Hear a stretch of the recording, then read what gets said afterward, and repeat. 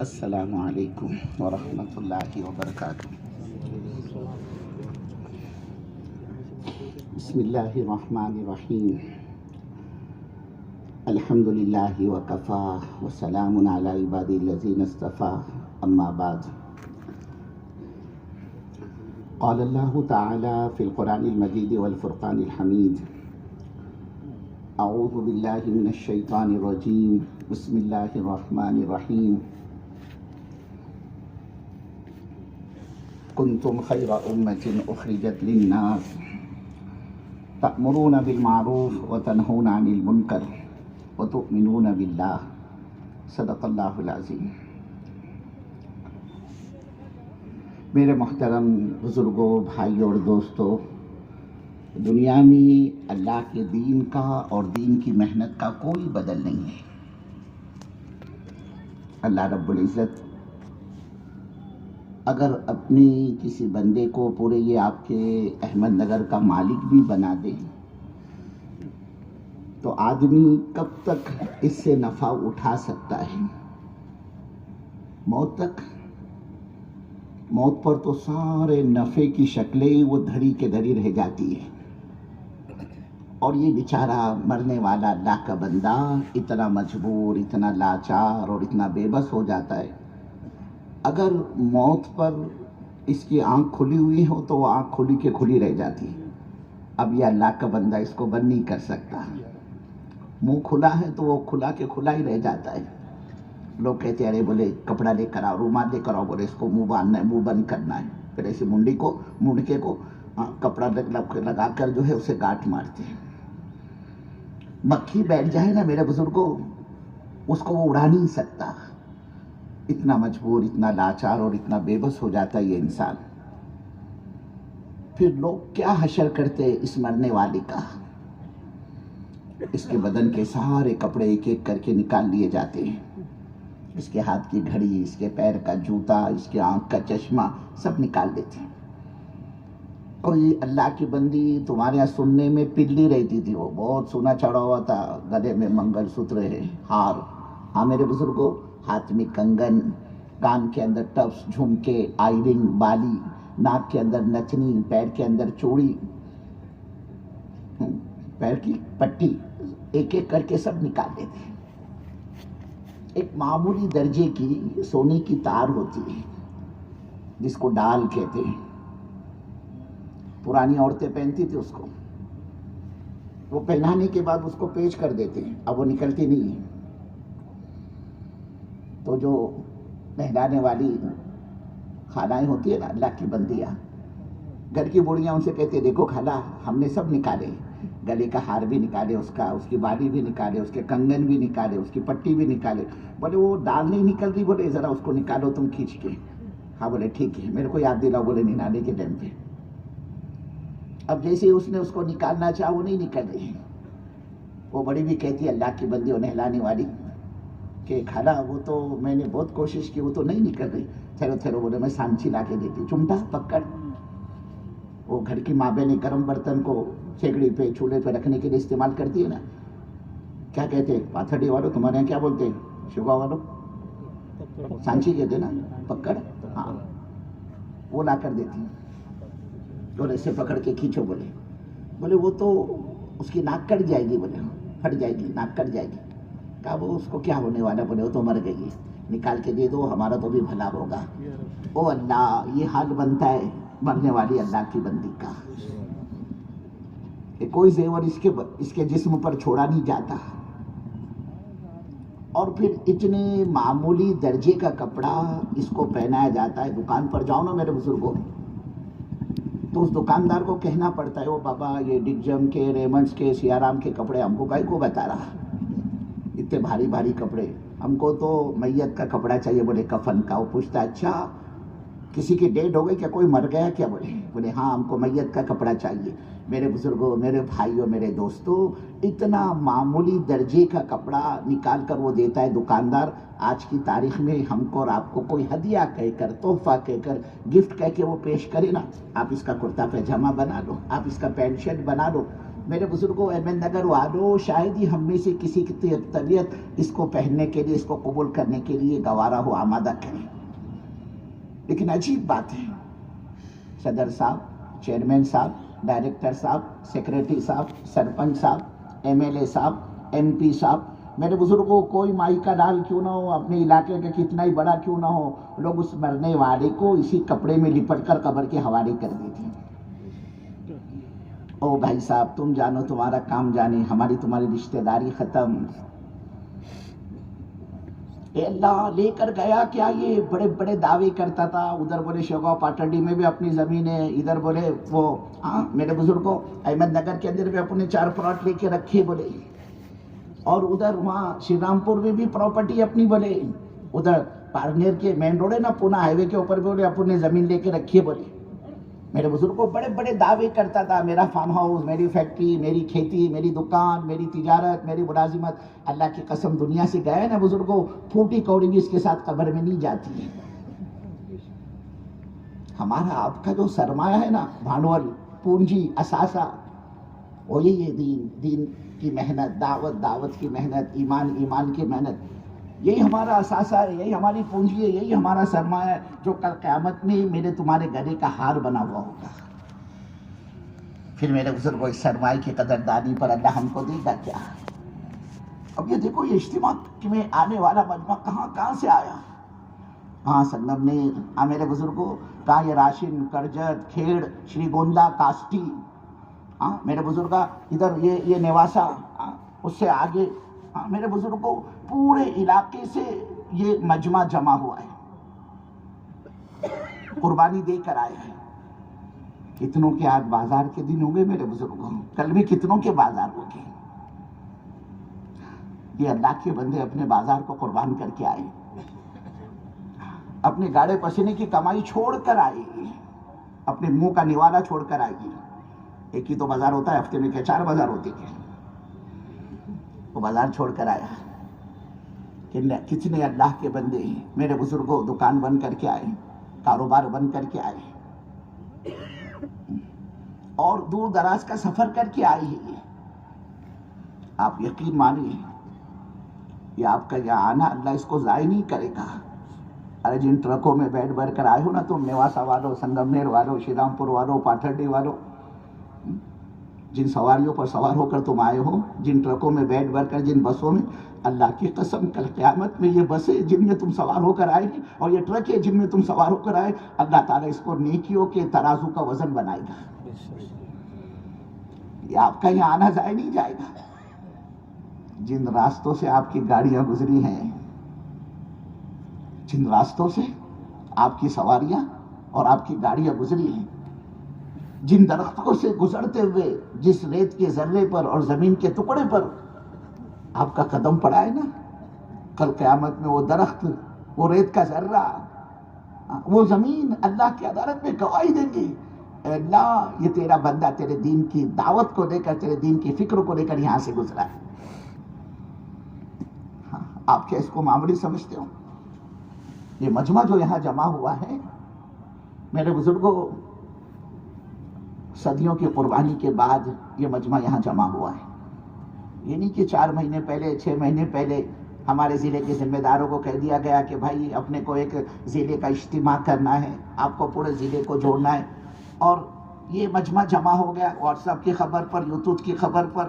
میرے بزرگوں اسی طرح سے اعلان سن کر نہیں، یہ مجمع واٹس ایپ کی خبر پر نہیں آیا ہے، یہ مجمع مسجد کے اندر بورڈ پر لکھے ہوئے اعلان کو پڑھ کر نہیں آیا ہے. اللہ کی قسم آپ کو اور مجھ کو یہاں جمع کرنے کے لیے صدیوں کے آنسو بہائے گئے. ہمیں نہیں پتا ہے احمد نگر والوں، ہم کو تم کو یہاں جمع کرنے کے لیے کتنی مائیں بیوہ ہوئی اور کتنے بچے یتیم ہوئے، کتنوں کے سروں سے ان کے باپ کا سایہ اٹھا ہے، کتنے گھرانے اجڑے ہیں، کتنے گھروں میں فاقے آئے ہیں. ہمیں نہیں پتا ہم کو تم کو یہاں جمع کرنے کے لیے اس راستے کی نسبت پر کتنے جنازے اٹھے ہیں کہ یہ ہمارے جماعت ہے. کہاں کی جماعت؟ بولے سنگمنیر کی. کہاں کی جماعت؟ میرے بزرگ کو بولے کوپر گاؤں کی جماعت ہے. یہ بیچارہ دنیا کے ملکوں میں سفر کر رہا ہے اور گھر سے کبھی ماں کا جنازہ اٹھ رہا ہے، کبھی باپ کا جنازہ اٹھ رہا ہے، کبھی گھر والی اللہ کو پیاری ہو رہی ہے، اور یہ اللہ کے دین کی نسبت پر دنیا کے اندر اللہ کے دین کا پرچار کر رہا ہے۔ اللہ تعالیٰ اس نقل و حرکت پر، اس جمع ہونے پر، جڑنے پر اور فکر کرنے پر کہ اللہ کا دین کس طرح سے پورے عالم کے اندر زندہ ہو جائے، اور یہ حضرت محمد صلی اللہ علیہ وسلم کی امت، بھٹکی ہوئی امت، دین نہیں جانتی، کلمہ نہیں جانتی، ایمان، آخرت، موت، نجات، سکرات، قبر، اس سے اس کو کچھ لینا دینا نہیں ہے۔ اس نے اپنی زندگی کا مقصد صرف دنیا کو کمانے کو بنا رکھا ہے کہ اللہ اس کا تعلق تیری ذات سے کیسے وابستہ ہو جائے۔ اس فکر کو لے کر یہ مجمع یہاں جمع ہوا ہے کہ اللہ میری زندگی گناہوں میں گزر گئی، مولا وہ گناہ جو میں نے رات کے اندھیروں میں کیے، اے اللہ وہ گناہ جو دن کے اجالوں میں کیے، اے اللہ وہ گناہ جو لوگوں کی نظریں چھڑا کر کیے ہو یا سب کے سامنے کھلے عام کیے ہو، کہ اللہ بس آج تو میرے کو معاف کر دے۔ یہ مجمع بڑی امیدیں لے کر آیا ہے کہ اللہ راتیں تیری نافرمانی میں گزر گئی، دن اجالے، ہم نے تو کوئی گھڑی کوئی گھنٹہ ایسا نہیں چھوڑا جس میں ہم نے مولا تیری نافرمانی نہ کی ہو، کہ اللہ ہم تو آپ کی پاک دھرتی پر، اس زمین پر قدم رکھنے کے بھی لائق نہیں ہے، اے اللہ ہم تو زمین میں دھسا دیے جانے کے قابل بن چکے، بس مولا اس اجتماع کو تو ذریعہ بنا دے ہماری ہدایت کا، نجات کا، مغفرت کا، زندگی کے بدلنے کا۔ یہ امید، یہ مقصد کو لے کر یہ مجمع یہاں جمع ہوا ہے۔ اللہ تعالیٰ اس پر اس کو دے گا کیا، ملے گا کیا؟ میرے بزرگوں، میرے بھائیوں، میرے دوستوں، احمد نگر والوں، اگر اس دعوت کے نفع کو، اس دین کے نفع کو، دین کی محنت کے نفع کو اللہ رب العزت دنیا میں اگر ظاہر فرما دے نا، تو خوشی کے مارے آدمی کی موت واقع ہو جائے گی، پھٹ جائے گا اس کا سینہ، اٹیک آ جائے گا اس کو خوشی کی وجہ سے۔ صرف غم میں اور ڈپریشن میں اور ٹینشن میں آدمی مرتا نہیں ہے، ایسی بات نہیں ہے، خوشی میں بھی آدمی کی موت واقع ہو جاتی ہے۔ ہاں، جس طرح سے بڑا بھاری ڈپریشن ہے، ٹینشن ہے، صدمہ آدمی برداشت نہیں کر سکتا، آدمی کوما میں، آئی سی یو میں پہنچ جاتا ہے۔ لوگ کہتے یہ تو ہمارے جھنڈی گیٹ کا پہلوان آدمی تھا، ایکسرسائز کرتا تھا، جم جاتا تھا، بولے اس کو کیا ہوا، کیسے مرا، یا آئی سی یو میں کیسے گیا، اس کو کوئی بیماری تو تھی نہیں۔ لوگ کہتے بولے اس نے صدمہ لے لیا، صدمے میں، ٹینشن میں آدمی ختم ہو جاتا ہے۔ اب دیکھو میاں بیوی، نکاح کے بعد پہلی خواہش ہوتی ہے ہم کو اللہ اولاد دے دے، بچہ دے دے۔ اب اس کو بچہ ہوا تو 10 سال کے بعد پیدا ہوا، ایک لوتا ایک بیٹا۔ اب یہ بڑھاپے کی دہلیز پر اس نے قدم رکھا، بوڑھے باپ نے، اور بیٹا جوانی کی دہلیز پر اس نے قدم رکھا۔ اللہ نہ کرے بیٹا کسی حادثے میں فوت کر جائے، انتقال ہو جائے اس کا، تو بوڑھے باپ کے دل پر ایک چوٹ لگتی ہے، ہائے میرا جوان بچہ ہاتھ سے نکل گیا۔ وہ اپنے بیٹے کی محبت میں، غم میں ختم ہو جاتا ہے، صدمے کے اندر۔ میاں بیوی چوڑی دامن کا ساتھ ہوتا ہے ان کا، 30 40 50 60 سال سے دونوں بڑھا بڈھی زندگی گزار رہے ہوتے ہیں، ایک انس، عشق، تعلق، لگاؤ، محبت ہوتی ہے دونوں کے اندر۔ اگر بیوی کا انتقال ہو جائے تو شوہر اس کا صدمہ لے لیتا ہے، یار میری بڈھی چلے گئی، گھر والی میری، وہی تو پوچھتی تھی، میرا جو خیال رکھتی تھی، میرے کھانے پینے کا، سونے کا، اٹھنے بیٹھنے کا، جاگنے کا۔ اس لیے کہ میرے بزرگوں، آج کل کی اولاد تو، بیٹے تو ماں باپ کو گھاس نہیں ڈالتے، پوچھتے نہیں۔ جب بیٹے ماں باپ کو نہیں پوچھتے تو بہو کائے کو پوچھے گی؟ وہ تو کتنے ہی پرائی ہے نا، وہ تو باہر سے آئی ہے نا، وہ تو اولاد، سگی اولاد اپنے باپ کو نہیں پوچھتے تو بیٹا کائے کو؟ ہاں، بیٹا نہیں پوچھتا تو بہو کو پوچھے گی؟ وہ بیچارہ اس کی اپنی بیوی تھی جو پل پل پر اس کا ساتھ دیتی تھی۔ اجی کیا ہوا، تم کو کھانا کیوں نہیں چل رہا؟ میں دیکھی پوری رات تم کروٹیں بدل رہے تھے، تم کو نیند کیوں نہیں آ رہی؟ ہوا کیا تم کو؟ کیا تمہاری شوگر ڈاؤن ہو گئی کیا بی پی تمہارا بڑھ گیا؟ اجی ہفتے بھر سے بول رہی ہو تمہارے بڑے والے کو، بیٹے کو، چل بولے ابو کو دوا کھانے کو لے کے، ان کو کھانا نہیں چل رہا، چکر آ رہی ان کو، اس کو ٹائم نہیں ہے، بولے میں تم کو لے کے چلتی، بولے پرشا کوٹ پہ ایم ڈی ڈاکٹر ہے، بولے اسپیشل، ادھر نہیں ہے تو بولے ادھر گھاس گلی پہ وہاں بھی ایک ڈاکٹر ہے، بولے ایم ڈی اسپیشل، وہاں بتاؤں گے، بولے تم کو میں لے کے جاتی، بولے جائیں گے اپن آٹو رکشا میں، چھوڑو بولے اس کو لات مارو، کہا اس کے نات کو لگتے تم، بولے ایک ہفتہ ہو گیا میں بول رہی، بیچاری پوچھتی تھی اپنے شوہر کو، وہ پوچھنے والے چلی گئی نا، یہ شوہر، یہ بڑے میاں اپنی بیوی کے غم میں، یہ بھی چند دنوں میں تو چلی گئی پوچھنے والی۔ اور اگر شوہر کا انتقال ہو جائے تو یہ اللہ کی بندی صدمہ لے لیتی، میرا دھنی چلا گیا، میرا سر کا تاج چلا گیا، چار میں نے جنے ہیں، 4 بیٹے ہیں، ایک بھی میرے کام کا نہیں، سب جوروں کے غلام میں بولے. اب جو تھا میرے کو پوچھنے والا وہ تو چلا گیا، وہی تو فکر کرتا تھا کیا ہوا رہے تیرے کو. تو بولے میرے کو چکر آ رہی. چکر کیسے آ رہی تیرے کو؟ چل بتائیں گے اپن. بولے وہاں ڈاکٹر کو میں لے کے چلتا تیرے کو. ایک جوڑ ہوتا ہے دونوں کا، اگر شوہر کا انتقال ہو جائے تو یہ صدمے میں چلی جاتی ہے، اور اس کا انتقال ہو جائے تو شوہر صدمے میں چلا جاتا ہے. تو جس طرح سے میرے بزرگوں، میرے بھائیوں، میرے دوستوں، بڑا صدمہ آدمی برداشت نہیں کر سکتا، بالکل اسی طرح بڑی خوشی بھی آدمی برداشت نہیں کر سکتا. یہی وجہ ہے کہ اللہ رب العزت نے اعمال کے بدلے کی جگہ وہ آخرت کو بنایا ہے. یہ دنیا کے دارالعمل ہے، کھیتی بونے کا زمانہ ہے، وہاں نوازے گا اللہ رب العزت کل قیامت کے میدان میں. دین پر چلنے والوں کو، دین کی محنت کرنے والوں کو، اس کے لیے ٹھوکریں کھانے والوں کو، جان مال لگانے والوں کو اللہ کل قیامت میں وہاں نوازے گا. اور جب نوازنے پر آئے گا، اللہ کی عدالت قائم ہوگی، اللہ بلائے گا، پاٹھڈی والوں تم بھی آ جاؤ، شیگاؤں والوں تم بھی آ جاؤ، کرنجی والوں تم بھی آ جاؤ، تیزگاؤں والوں تم بھی آ جاؤ. ارے تم نے ہمارے دین کی نسبت پر جان لگائی ہے، مال لگایا، تمہارے جذبات قربان ہوئے، تم نے در در کی ٹھوکریں کھائی ہے ہمارے دین کو زندہ کرنے کے لیے. چلو آ جاؤ، اب اس کا یہ بدلا، یہ بدلا، یہ بدلا. جب اللہ اپنے عطایا کے دہانے، اپنے دین کے دروازے اپنے بندوں پر کھولتا چلا جائے گا، تو یہ ہمارے احمد نگر کے ساتھی ہے نا، یہ اللہ کا بندہ، یہ حضرت محمد صلی اللہ علیہ وسلم کی امت، یہ دین کی محنت کرنے والا، دین کا پرچار کرنے والا، قیامت میں اس کی تمنا کرنے لگ جائے گا، او ہمارے پروردگار، او ہمارے داتا، او ہمارے مولا، او ہمارے مالک، تیری عزت کی قسم، کاش میری ساری زندگی کی گاڑی پسینے کی کمائی، اے اللہ میری رتی رتی، ٹھکری ٹھکری، کوڑی کوڑی، پیسہ پیسہ پائی پائی، اے اللہ یہاں تک کہ میرے رہنے کا مکان، اے اللہ میرے پہننے کے کپڑے، اے اللہ میری تو ہر سانس اگر دنیا کے اندر کاش تیرے دین کو زندہ کرنے میں یہ زندگی لگ جاتی، لٹ جاتی، کھپ جاتی، اور میرے اللہ میری تو یہ آخرت کی بڑی زبردست گہری کمائی بنتی. ہاں میرے بزرگوں، دین پر چلنے والوں کو اور دین کی محنت کرنے والوں کو اس کی قدر و قیمت کا پتہ اس دن چلے گا جب عمل کا موقع میرے تمہارے ہاتھ سے نکل چکا ہوگا. اور دیکھو بزرگوں، اللہ کا ایک ضابطہ اور قانون ہے. اللہ رب العزت دنیا تو ہر کس و ناکس کو دیتا ہے، چور و چکے کو، شرابی کبابی کو، پاپی کو، زانی کو، دہریے کو.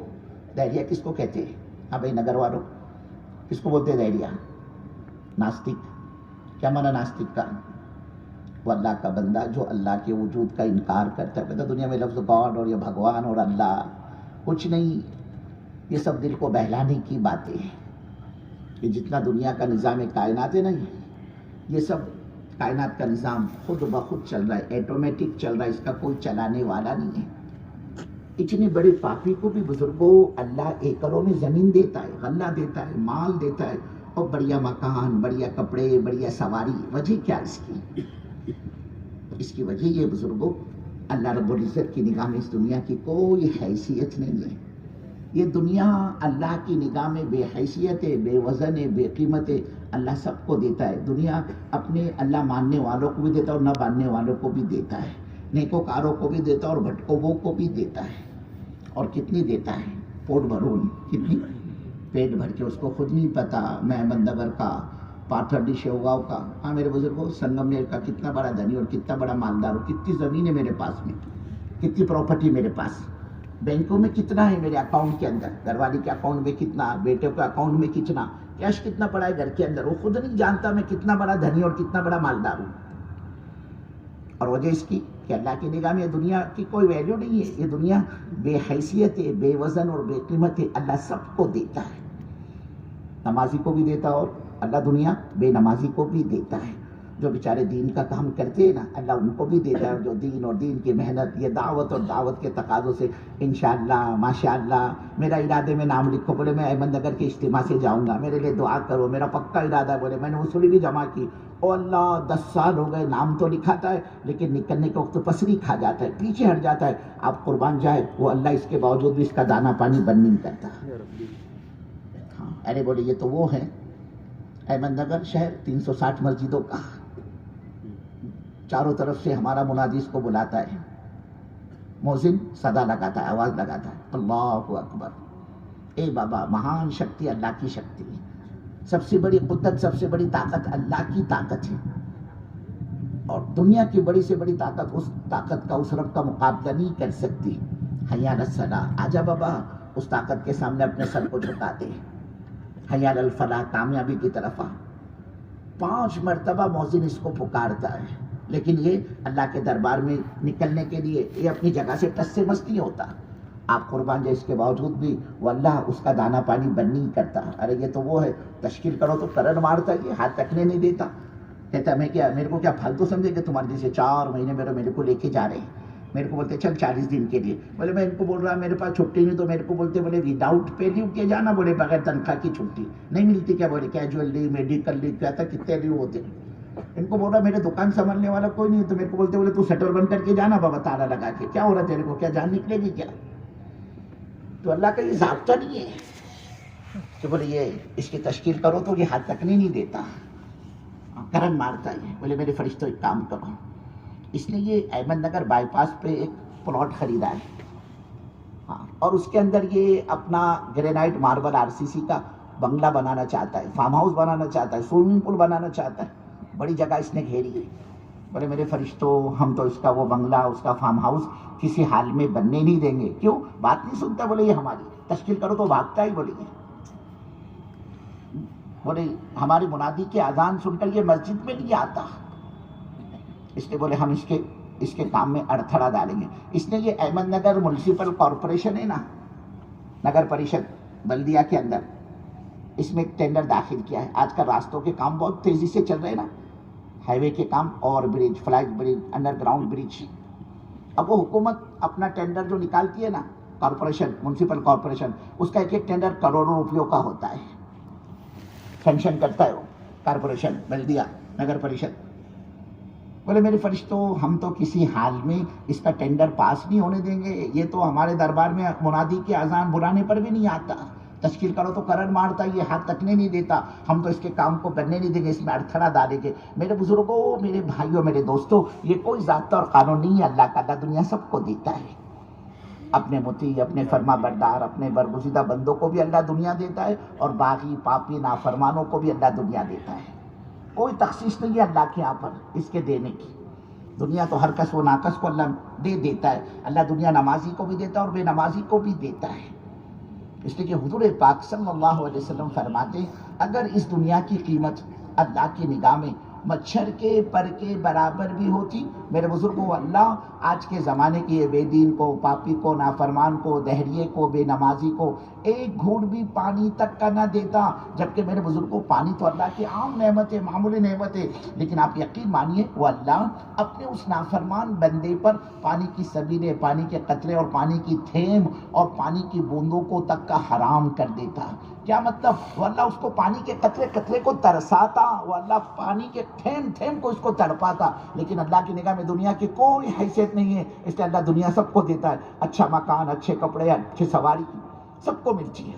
لیکن ایک بات یہ ہمارا مجمع اچھی طرح ذہن نشین کر لے کہ دیکھو بزرگوں، اللہ دنیا تو ہر کس و ناکس کو دے دیتا ہے، ہر اپنے بندے کو اللہ دنیا تو دے دیتا ہے، لیکن وہ اللہ اپنا دین ہر ایرے گہرے نتو کھیرے کو نہیں دیتا۔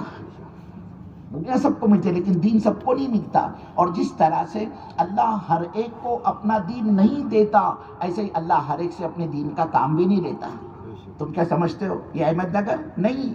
میرے بزرگوں، کولہاپور، سانگلی، ستارا، شولاپور، یہ لاتور، عثمان آباد، ناندیڑ، بیڑ، پربھنی، جالنا، اورنگاباد، ارے دنیا بھری بھی صلاحیت مندوں سے ایک سے ایک چودھری، ایک سے ایک جغادری، ایک سے ایک مہارتی اور ایک سے ایک تیسمار خان آپ کو ملیں گے دنیا میں۔ ملک والے، مال والے، عہدے والے، کرسی والے، علم اور ہنر والے، استعداد و صلاحیت والے، بولنے والے۔ کیا دنیا میں بولنے والوں کی کمی ہے کیا؟ یہ مہاراشٹر نہیں، کرناٹک اور گجرات اور راجستھان، بہار، بنگال نہیں، اڑیسہ اور آسام نہیں، دنیا بھری ہوئی صلاحیت مندوں سے ایک سے ایک بولنے والے تو آپ کو دنیا میں ملے گے، ایک سے ایک چودھری، جغادری آپ کو ملے گی۔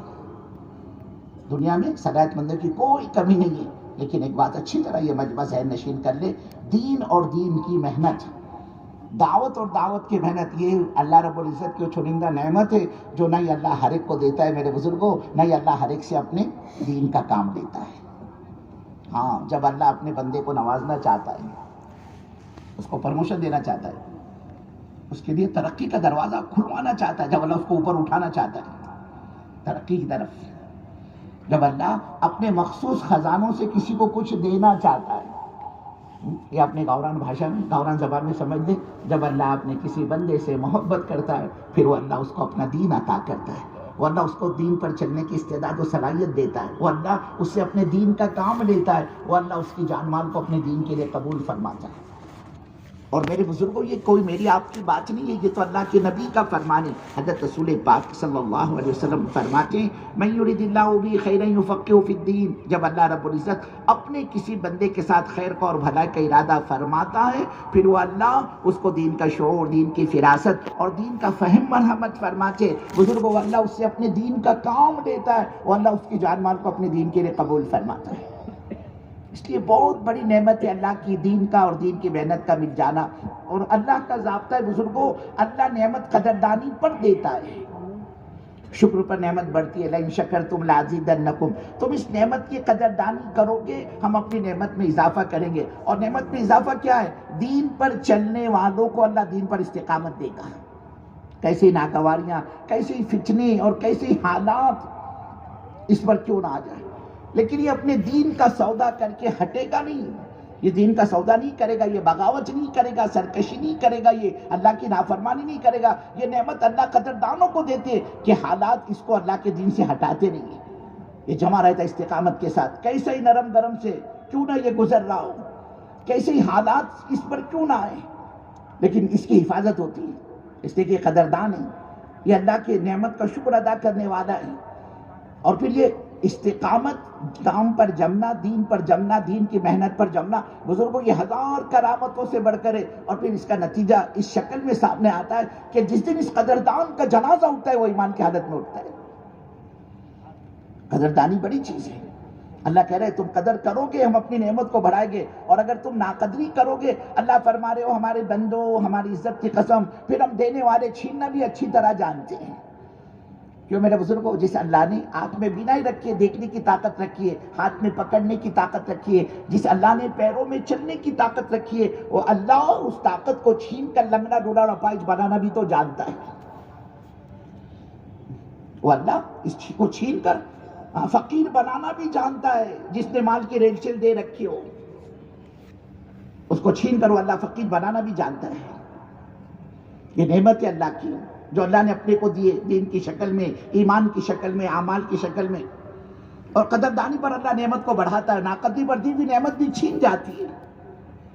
اس لیے اللہ نے یہ محنت دی ہے، یہ دعوت کی جو ایمان کے اعمال کے بنانے کی محنت ہے، اور ہمارا یہ عملہ اس محنت پر اپنی ضرورت سمجھ کر آئے۔ اللہ دین قدردانوں کو دیتا ہے، اور قدردانی کیا ہے، شکر کیا ہے، اپنی ضرورت سمجھ کر ہم دین پر آئے۔ ہم احمد نگر والے اللہ کے دین کے محتاج ہیں، اللہ کا دین ہم احمد نگر والوں کا محتاج نہیں ہے۔ میرے کو اور آپ کو ضرورت ہے بزرگوں اللہ کے دین کے، اللہ کو دین کو ہماری آپ کی کوئی ضرورت نہیں۔ یہ تو وہ میدان ہے جو چلے گا، اس میدان میں اس کی اپنی ذات کا نفع ہوگا، اللہ اس کی کوکھ سے جنم لے رہا اور نسلوں کو دین کا داعی شہدائی بنائے گا۔ اور اگر آدمی دین اور دین کی محنت سے اعراض کرے گا، جان بچائے گا، جی چھڑائے گا، اللہ فرما رہے ہمارے بندو ہماری عزت کی قسم ہم تم سے اس دین کو چھین کر دوسروں کے حوالے کر دیں گے۔ وَاسْتَبْدِلْ قَوْمًا غَيْرَكُمْ وَلَا تَضُرُّوا شَيْئًا، تو محنت پر نہیں آؤ گے، دین پر نہیں آؤ گے، اس کی ناقدری کرو گے، اس کی ناشکری کرو گے، تو ہم اس نعمت کو تم سے چھین کر دوسروں کے حوالے کر دیں گے۔ اور اللہ فرما رہا ہے او ہمارے بندو تم ہمارا کچھ نہیں بگاڑ سکتے، واللہ علی کل شیء قدیر۔ اللہ فرما رہا ہے کوئی چیز ہمارے کنٹرول کے باہر کی تو ہے نہیں، ہم یہ کر سکتے یہ نہیں کر سکتے۔ اور اللہ کے دینے کا نوازنے کا جو ضابطہ ہے وہ آدمی کے اپنے اندر کی طلب اور قرآن اور فکر ہے۔ آدمی خود ہی نہ چاہے دین پر چلنا، اس کا دل بھر چکا ہو، اور اس کو حضرت محمد صلی اللہ علیہ وسلم کی امت کے دین کے مٹنے کا، اپنی بے دینی کا کوئی احساس نہ ہو اس کو، اور یہ دیکھ رہا دین کی دھجیاں ہو رہی، دین کے جنازے نکل رہے ہو، حضرت محمد صلی اللہ علیہ وسلم کی امت مرتد ہو رہی ہو، حضرت محمد صلی اللہ علیہ وسلم کی امت کی بیٹیاں اپنی امنگ، اپنی ارمان، اپنی خواہشات کو اور اپنی چاہت کو پورا کرنے کے لیے اپنے ایمان کا سودا کر کے منچائی زندگی گزار رہی ہو، اور پھر میرے بزرگوں یہ مسلمان، یہ ایمان والا، اس کا دل حضرت محمد صلی اللہ علیہ وسلم کی امت کی بے دینی پر کوڑتا نہیں ہے، میرا تمہارا دل پتھر بن چکا ہو اور ہمارے تمہارے دل و دماغ پر، آنکھوں پر اندھے پن کا اور غفلت کا پردہ پڑا ہوا ہو، اور پھر یہ ہماری غفلت، ہماری سستی، ہماری کوتاہی اور ہماری بے فکری کے باوجود اللہ میرے کو آپ کو اپنا دین عطا کرے، اللہ ہم سے آپ سے اپنے دین کا کام لے اور ہمیں اللہ اس دعوت کے مبارک میدان میں چلائے۔ اللہ سوال کر رہا ہے، او میرے بندو، کیا ہمارا دین تمہاری نگاہ میں اتنا ہلکا، اتنا سستا اور اتنا گھٹیا اور اتنا گرا پڑا ہے کہ تم دین پر چلنا نہ چاہو اور ہم تم سے اپنے دین کا کام لیں؟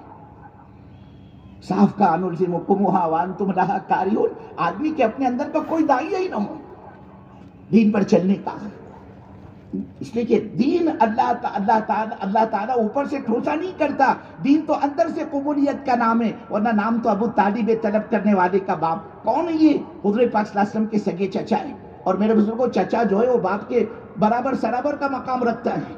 باپ کی وفات پا جائے، باپ انتقال کر جائے، اب یہ چچا باپ کے درجے میں آ جاتے ہیں، اور ایسے چچا یہ حضور پاک صلی اللہ علیہ وسلم کے جنہوں نے ہر اعتبار سے اللہ کے نبی صلی اللہ علیہ وسلم کی خدمت کی، کھلایا پلایا، آپ کی ضرورتوں کو پورا کیا، آپ کے کام کاج میں آپ کا ہاتھ بٹایا، آپ کا ساتھ دیا۔ بڑی معروف شخصیت تھی ابو طالب کی، اور نام بھی کتنا اونچا، ابو طالب طلب کرنے والے کا باپ، سگے چچا ہے اللہ کے نبی صلی اللہ علیہ وسلم، دل و جان سے خدمت کی حضور پاک صلی اللہ علیہ وسلم، اسی کہ اللہ نے تو اپنے نبی صلی اللہ علیہ وسلم کو یتیمی کی حالت میں دنیا میں بھیجا۔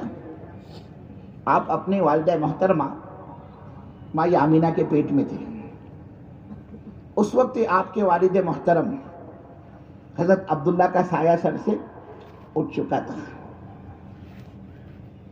آپ کی ابتدا میں پرورش آپ کے دادا عبد المطلب نے کی، لیکن یہ عبد المطلب بھی بہت جلد اللہ کو پیارے ہو گئے، تو یہ چچا ابو طالب آگے بڑھے، میں اپنے بھتیجے کی پرورش کروں گا۔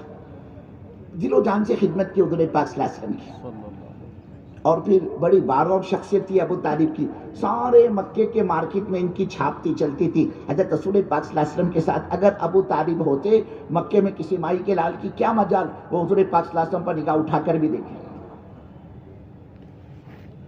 مکے میں کسی مائی کے لال کی کیا مجال، وہ اللہ کے نبی صلی اللہ علیہ وسلم پر نگاہ اٹھا کر بھی دیکھیں۔ اور اگر ابو طالب کی غیر موجودگی کا فائدہ اٹھا کر اللہ کے نبی صلی اللہ علیہ وسلم کو تنہا اکیلا پا کر کوئی رسول پاک صلی اللہ علیہ وسلم کو ڈراتا، دھمکاتا، ڈانٹ ڈپٹ کرتا، یا یہ کہ برا بھلا کہتا، اور بعد میں ابو طالب کو اس کی بھنک لگ جاتی، اوہو کسی نے میرے بھتیجے کو ڈرایا ہے، دھمکایا ہے، ڈانٹ ڈپٹ کی ہے، برا بھلا کہا ہے، یہ وہاں پہنچ جاتے اور اس کا بدلہ لے کر حضور کی خدمت میں حاضر ہوتے اور عرض کرتے، بھتیجے تم خوش ہو جائے، تمہیں فکر کرنے کی ضرورت نہیں، دیکھو میں تمہارا بدلہ لے کر آیا ہوں۔ اتنی محبت حضور پاک صلی اللہ علیہ وسلم،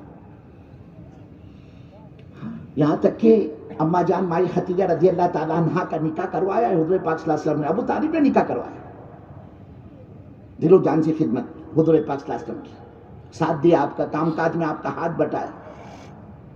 لیکن میرے بزرگوں، میرے بھائیوں، میرے دوستوں، جس دعوت کو، جس دین کو، جس دین کی محنت کو اور جس نقل و حرکت کو لے کر حضرت رسول پاک صلی اللہ علیہ وسلم دنیا میں تشریف فرما ہوئے، ان فکروں میں ابو طالب نے اللہ کے نبی کا ساتھ نہیں دیا، اللہ کے نبی کا ہاتھ نہیں بٹایا، ایسے تو دل و جان سے خدمت کی، لیکن جو مقصد تھا نبی کے دنیا میں آنے کا، دعوت، اللہ کے بندوں کو اللہ سے جوڑنا اور پھر اللہ کی وحدانیت سمجھانا، اللہ کیسے قدرت والے، اللہ کیسے کرتا دھرتا ہے، اللہ کس طاقت کے مالک ہے، وہ کیسے رزاق ہے، وہ کیسے خالق ہے، وہ کیسے مالک ہے۔ یہ جو محنت تھی مخلوق کو خالق سے جوڑنے والی، اس محنت میں ابو طالب نے اللہ کے نبی کا ساتھ نہیں دیا، اپنے ہاتھ اوپر کر ڈالے۔ جانتے ہو احمد نگر والوں، اس ساتھ نہ دینے کا نتیجہ کیا نکلا؟ اس ساتھ نہ دینے کی نحوست یہ بنی، حضرت رسول پاک صلی اللہ علیہ وسلم کے سگے چچا ہونے کے باوجود بھی ابو طالب کو ایمان نصیب نہیں ہوا، کلمہ نصیب نہیں ہوا، بے ایمانی کی حالت میں، کفر کی حالت میں ابو طالب کا جنازہ اٹھائے۔ یہ ساتھ نہ دینے کی نحوست ہے۔ آج تو کہتے بھائی صاحب تبلیغ بہت اچھی، کام بہت اچھا، تبلیغ نے زندگیوں میں انقلاب پیدا کر دیا، لاکھوں کروڑوں اربوں خربوں انسانوں کی زندگی میں تبدیلی آئی ہے دعوت کی برکت سے، تبلیغ کی برکت سے۔ اور ذرا پیچھے زمانے میں جاؤ گے 30 سال 40 سال 50 سال پہلے، اللہ اکبر، حضرت محمد صلی اللہ علیہ وسلم کا یہ امتی پہچانا نہیں جاتا تھا کہ یہ مسلمان ہی حضرت محمد صلی اللہ علیہ وسلم کا امتی ہے۔ اس کا لباس دیکھو، اس کی وضاقتہ دیکھو، اس کا رہن سہن دیکھو، اس کے گھر کی شادی بیاہ دیکھو، اس کے گھر کی بچی کی رخصتی دیکھو، دور دور تک کہ اسلام کی شریعت کی سنت کی جھلک نظر نہیں آتی تھی۔ नाम पूछो तो दगड़ू भाई, गणपत भाई, ढोलू भाई, भोंदू भाई, फत्तू भाई, राजू भाई, ये नाम हजरत मोहम्मद सल्लल्लाहु अलैहि वसल्लम की उम्मत जी के शनाख्त खो चुकी थी उम्मत काम से पहले, दावत से पहले। इस काम की बरकत से अल्लाह ने मेरे बुजुर्गों सुन्नतों को जिंदा किया। उम्मत की शनाख्त हुई, हजरत मोहम्मद सल्लल्लाहु अलैहि वसल्लम का उम्मत, ये ईमान वाला, ये कलमा को है, ये मुसलमान है। हमको इकरार करते, वरना क्या हाल था हमारे अपने इलाके का। मेरे बुजुर्गों, हमारी मस्जिद दावत से पहले, तबलीग से पहले खंडर पड़ी हुई थी। लोग मस्जिदों के दरवाजों पर बैठकर ताश खेलते थे, पत्ते खेलते थे। और मुसलमान मस्जिद में तो क्या आता, आने वाला या तो मस्जिद में पेशाब करने के लिए आता, मूछने के लिए, या फिर नापाकी का गुस्ल उतारने के लिए लोग मस्जिद में आते थे। ये हाल था तबलीग से पहले इलाके का। मस्जिदों के अंदर जानवरों की लीत गोबर पड़ा रहता था, गधे और कुत्ते लौटा करते थे मस्जिद के अंदर। ये हाल था तबलीग से पहले। अल्लाह ने इस काम की बरकत से उजड़ी हुई मस्जिदों को आबाद किया।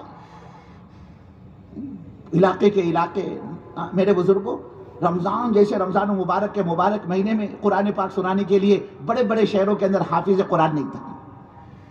हाँ, ये पूना, सतारा, कराड़, सांगली, कोल्हापुर, शोलापुर 4 महीने पहले, 6 महीने पहले, अल्लाह जज़ा खैर अता फरमाए, वो बिहार, वो बंगाल, वो यूपी, वहाँ के हुफाज को खत लिखना पड़ता था कि हाफिज साहब 4 महीने के बाद रमज़ान की आमद है, अगर आपकी तशरीफ हो जाए पूना, आपकी तशरीफ हो जाए अहमदनगर, तो आपका बड़ा एहसान होगा, कम से कम खत्म कुरान तो होगा हमारे यहाँ पर।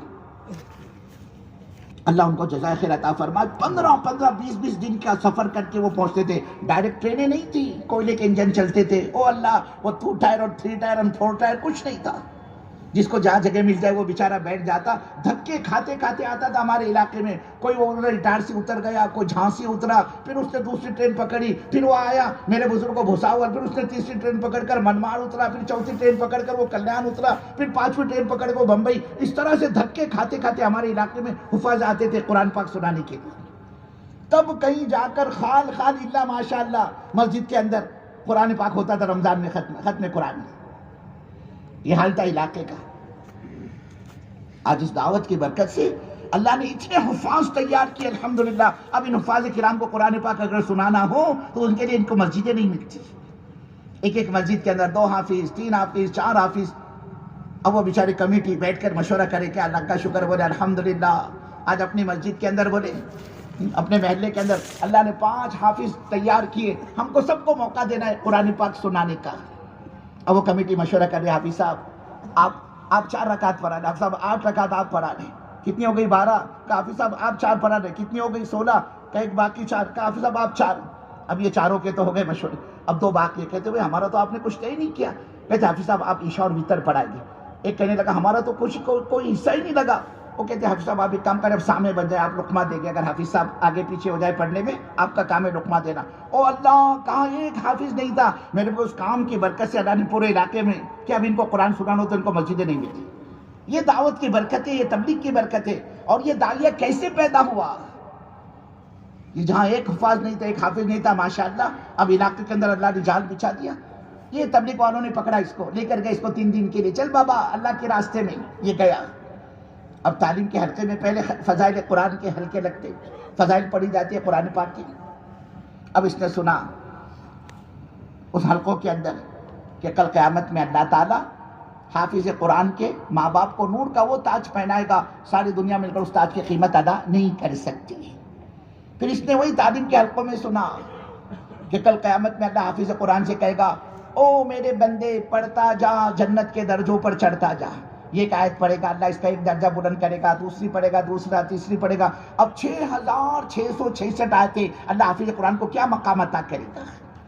फिर इसने इसी तालीम के हल्के में सुना कि कल क़यामत में अल्लाह हाफिज कुरान के ख़ानदान के घराने के ऐसे 10 आदमी जिनके हक़ में जहन्नम के फैसले हो चुके होंगे, ये हाफिज कुरान आगे बढ़ेगा, ए अल्लाह ये मेरे मामू हैं, इन्होंने मुझे मदरसे में भेजा, इनकी बरकत से तो मैंने ये दौलत हासिल की, कुरान पाक की हिफ्ज़ की। ये मेरे चचा है, ये मेरे फूफा है, ये मेरे खालू है, अल्लाह ये मेरे बाप है, ये मेरा बड़ा भाई है, इसने मुझे भेजा मदरसे के अंदर, तब कहीं जाकर ये नेमत मेरे को मिली। और तो इनके हक में जहन्नम के फैसले कर रहा है। रिवायतों के अंदर आता है ऐसे खानदान के 10 आदमी जिनके हक में जहन्नम के फैसले हो चुके होंगे, ये हाफिज कुरान अपनी सिफारिश उनको जन्नत में लेकर जाएगा। اب یہ اللہ کا بندہ تبلیغ سے واپس آیا وقت لگا کر، اندر داعیہ پیدا ہو کہ اللہ میں تو نہیں پڑھ سکا، میں تو حافظ نہیں بن سکا، چلو میں اپنے بچوں کو بھیجتا ہوں۔ ہوا یہ چچا نے بھتیجے کو بھیجا، ماموں نے بھانجے کو بھیجا، باپ نے بیٹے کو بھیجا، بھائی نے بھائی کو بھیجا۔ میرے بزرگوں، جس کے نتیجے کے اندر یہ تبلیغ ہی تو ذریعہ بنی، یہ دعوت ہی تو ذریعہ بنی کہ آج پورے علاقے کے اندر ماشاءاللہ حفاظ کرام پھیلے ہوئے ہیں۔ مدارس کی زینت اللہ نے اس تبلیغ کو بنائی۔ کہاں تھے اپنے علاقے میں مدرسے؟ ہمارے حضرت مولانا یونس صاحب رحمۃ اللہ علیہ فرمایا کرتے تھے بمبئی سے لے کر بنگلور تک 1500 کلومیٹر کی پوری پٹی، ایک مدرسے کا نام و نشان نہیں تھا میرے بزرگ۔ لوگ پسند ہی نہیں کرتے تھے کہ اپنے بچے کو حافظ بنائے، اپنے بچے کو عالم بنائے۔ کہتے تھے ارے یہ ملا بن کر کیا کرے گا، کیا کھلائے گا، اور کیا یہ بال بچوں کو کیا کھلائے گا، یہ خود کیا کمائے گا اور کیا کھائے گا۔ یہ ذہن تھا امت کا تبلیغ سے پہلے، دعوت سے پہلے۔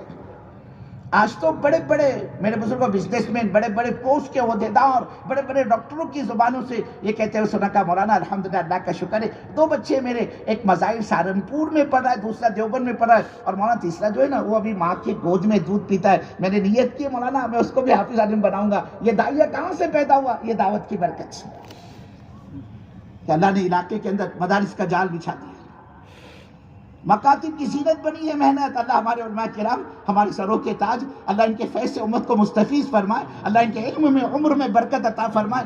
ایسا جال بچھایا علاقے کے اندر کہ جہاں ایک مکتب نہیں تھا ہزاروں مکتب وجود میں آ گئے۔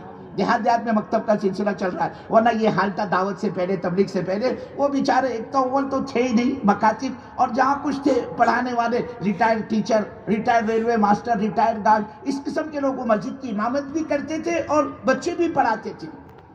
اتنا بڑا ہمارا شہر ہے پونا، ہم نے دیکھا اپنے بچپن میں ایک عام آدمی، نہ وہ حافظ تھے نہ عالم تھے، قرآن بھی چلاؤ والا، ریٹائرڈ پوسٹ ماسٹر تھے، بڑے نیک آدمی تھے، بڑی نیک صفت شخصیت تھی، لیکن ایک زمانے تک ہم نے ان کو مرکز میں امامت کرتے ہوئے دیکھا، تھے ہی نہیں۔ اللہ نے اس کام کی برکت سے ایسا مکاتب کا جال بچھایا۔ اب 7 سال کا بچہ ہمارے علماء ایسی محنت کرے اس پر، اس کا سورہ فاتحہ پڑھو تو آدمی کا ایمان تازہ ہو، طبیعت خوش ہو جائے۔ یہ اللہ نے مکاتب کی زینت بنائی ہے دعوت کو۔ بلکہ میرے بزرگوں بیت اللہ کی زینت بھی دعوت ہے۔ کون جاتا تھا پہلے حج کے لیے؟ جوان آدمی کی تشکیل کرو حج کے لیے، وہ کہتا میں کیا مر رہا کہ میرے کو حج کو بھیج رہے؟ کیا مطلب؟ ابھی جوانی ہے، شباب ہے، ہاتھ پیر میں زور ہے، کر لینے دو مجھے اپنی امنگ، ارمان، چاہتوں کو، خواہشات کو پورا کرنے۔ جب میں بوڑھا ہو جاؤں گا، میرے ہاتھ میں لاٹھی آ جائے گی، میری آنکھیں کمزور ہو جائے گی، میری کمر جھک جائے گی، تب سوچوں گا میں حج کو جانا کہ نہیں جانا۔ یہ حال تھا دعوت سے پہلے، تبلیغ سے پہلے۔ ہاں اللہ نے اس کام کو اس 4 دیواری کی زینت بنائی۔ یہ تبلیغ والوں نے اس کو پکڑ کر لے کر گئے۔ اب اس نے وہاں سنا تعلیم کے حلقے میں فضائل حج میں سے پڑھا جا رہا تھا، حج کا زمانہ تھا، پکڑ لیا تبلیغ والوں نے اس کو، چل ہمارے ساتھ 3 دن لگا۔ اب یہ نکلا، اب اس نے سوچا ہو جس نے ایک حج کیا اس نے اپنے فریضے کو ادا کیا، اور جو 2 حج کرتا ہے گویا اس نے اللہ کو قرضہ دیا، اور جو 3 حج کرتا ہے اللہ اس کے بال پر، اس کی کھال پر کہ جہنم کی آگ تو کیا دھوئیں کو بھی حرام فرما رکھا ہے۔ پھر اس نے سنا اسی حلقے کے اندر حاجی کنگال نہیں ہوتا، مفلس نہیں ہوتا، قلاش نہیں ہوتا، فقیر نہیں ہوتا، جتنا یہ اللہ کا بندہ حج پر خرچ کرتا ہے اللہ کئی گنا زیادہ اس کو واپس کرتا ہے دنیا کے اندر ہی، اور اگر دنیا میں اس کو نہ ملے ہمارا ایمان اللہ اس کو آخرت میں ضرور نوازے گا۔ پھر اسی تعلیم کے حلقوں میں اس نے سنا، بیٹھا تھا فضائل حج کی تعلیم ہو رہی کہ جب حاجی طواف وداع سے فارغ ہو جاتا ہے اور یہ پیٹ کرتا ہے بیت اللہ کی طرف باہر نکلنے کے لیے، پیچھے سے ایک ہاتھ اس کے کندھے پر پڑتا ہے، او اللہ کے بندے کہاں جا رہے ہو؟ پاٹھڑی، شیوگاؤں، احمد نگر، دیکھ سن لے تو پاک کے دربار سے پاک ہو کر واپس جا رہا ہے، اس رب کی قسم اس پروردگار نے تیرے زندگی بھر کے گناہ معاف کر ڈالے، گویا کہ تو اس درجے پر پہنچا ہوا ہے، گویا آج ہی تو اپنی ماں کے پیٹ سے پیدا ہوا، تو نے کبھی کوئی گناہ کیا ہی نہیں، اب جا رہے ہو ہندوستان، اپنی نئی زندگی شروع کرو۔ پھر اسی تعلیم کے حلقے میں اس نے سنا کل قیامت میں اللہ حاجی کے خاندان کے ایسے 200 گھرانے، 200 افراد جن کے حق میں جہنم کے فیصلے ہو چکے ہوں گے، یہ حاجی صاحب اپنی وجاہت سے، اپنی سفارش سے ان کو جنت میں لے کر جائے گی۔ اب اندر داعیہ پیدا ہوا حج کرنے کا، ورنہ تشکیل کرو جوان آدمی کی ہاتھ رکھنے نہیں دیتا تھا۔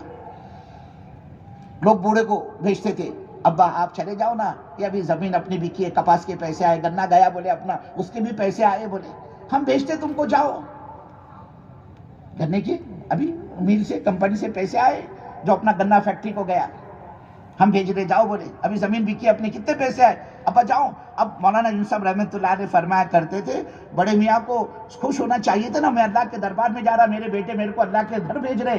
مرما فرماتے تھے یہ بڑے میاں, یہ بوڑھا کڑکڑ کرتے ہوئے روتے ہوئے حج کے لیے تیار ہوتا تھا. کیوں؟ ان کو گھبراہٹ ہوتی تھی, اے اللہ میں زندہ سلامت آؤں گا یا نہیں, اس لیے رونا آتا تھا بڑے میاں کو.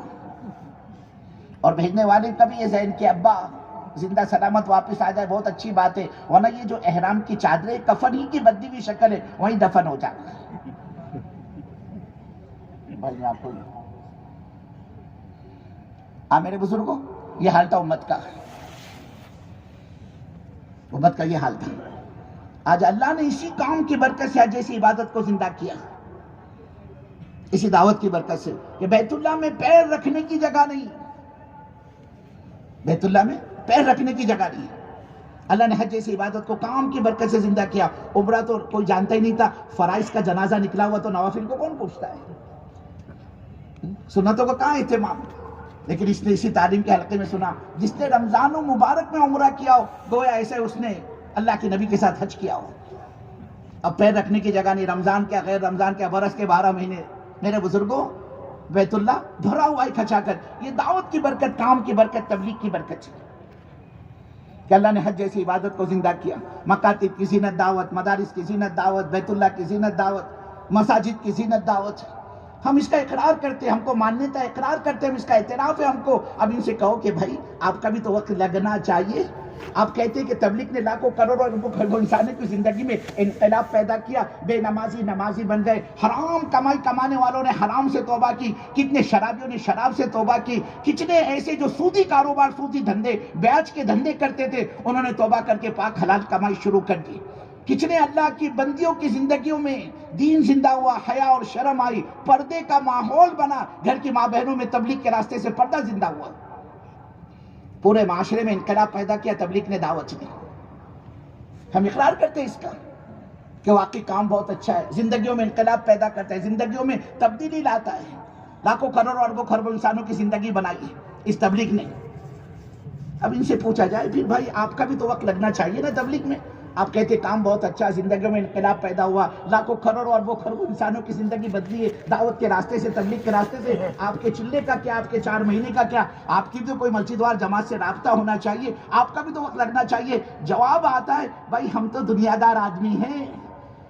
شیطان اس کو پٹی پڑھاتے کہ ہم تو دنیا دار آدمی ہیں, چلہ اور 4 مہینے تو بڑوں کی بڑی بات ہے, یہاں تو سر کھجانے کی فرصت نہیں. مارکیٹ میں آؤ تو مارکیٹ کے مسائل, دکان میں آؤ تو ہمارے اپنے دکان کے مسائل, اور گھر جاؤ تو گھر کے مسائل. جب صبح 10 بجے گھر سے نکلتے ہیں, رات 2 بج جاتے ہیں ہم کو گھر پہنچنے کے لیے. یہاں سر کھجانے کی فرصت نہیں, اور آپ ہم سے چلے اور 4 مہینے کی بات کرتے ہیں. میرے بزرگوں, احمد نگر والوں, میرے بھائیوں, میرے دوستوں, ہمارے اس بول کا یہ مطلب نکلتا ہے پھر کیا اللہ کے دین کا کام بیکار لوگوں کے کرنے کا کام ہے, جس کو باہر نہ بچہ, نہ جاب, نہ فیکٹری, نہ کھیتی, نہ دکان, نہ تجارت, نہ ملازمت, وہ اللہ کے دین کا کام کرے. ایک بات سمجھ لیں احمد نگر والوں, جب تک ہمارے تمہارے دلوں میں اللہ کے دین کی اہمیت, عظمت, عقیدت, محبت اور اللہ نے جس کو جو کچھ بھی دیا ہے, جب تک وہ اللہ کے دین کی نسبت پر بے وزن اور بے قیمت بن نہیں جاتا, نہ ہی وہ اللہ اس کو اپنا دین دے گا, اور نہ اس کے اندر دین پر چلنے کی استعداد صلاحیت پیدا ہوگی.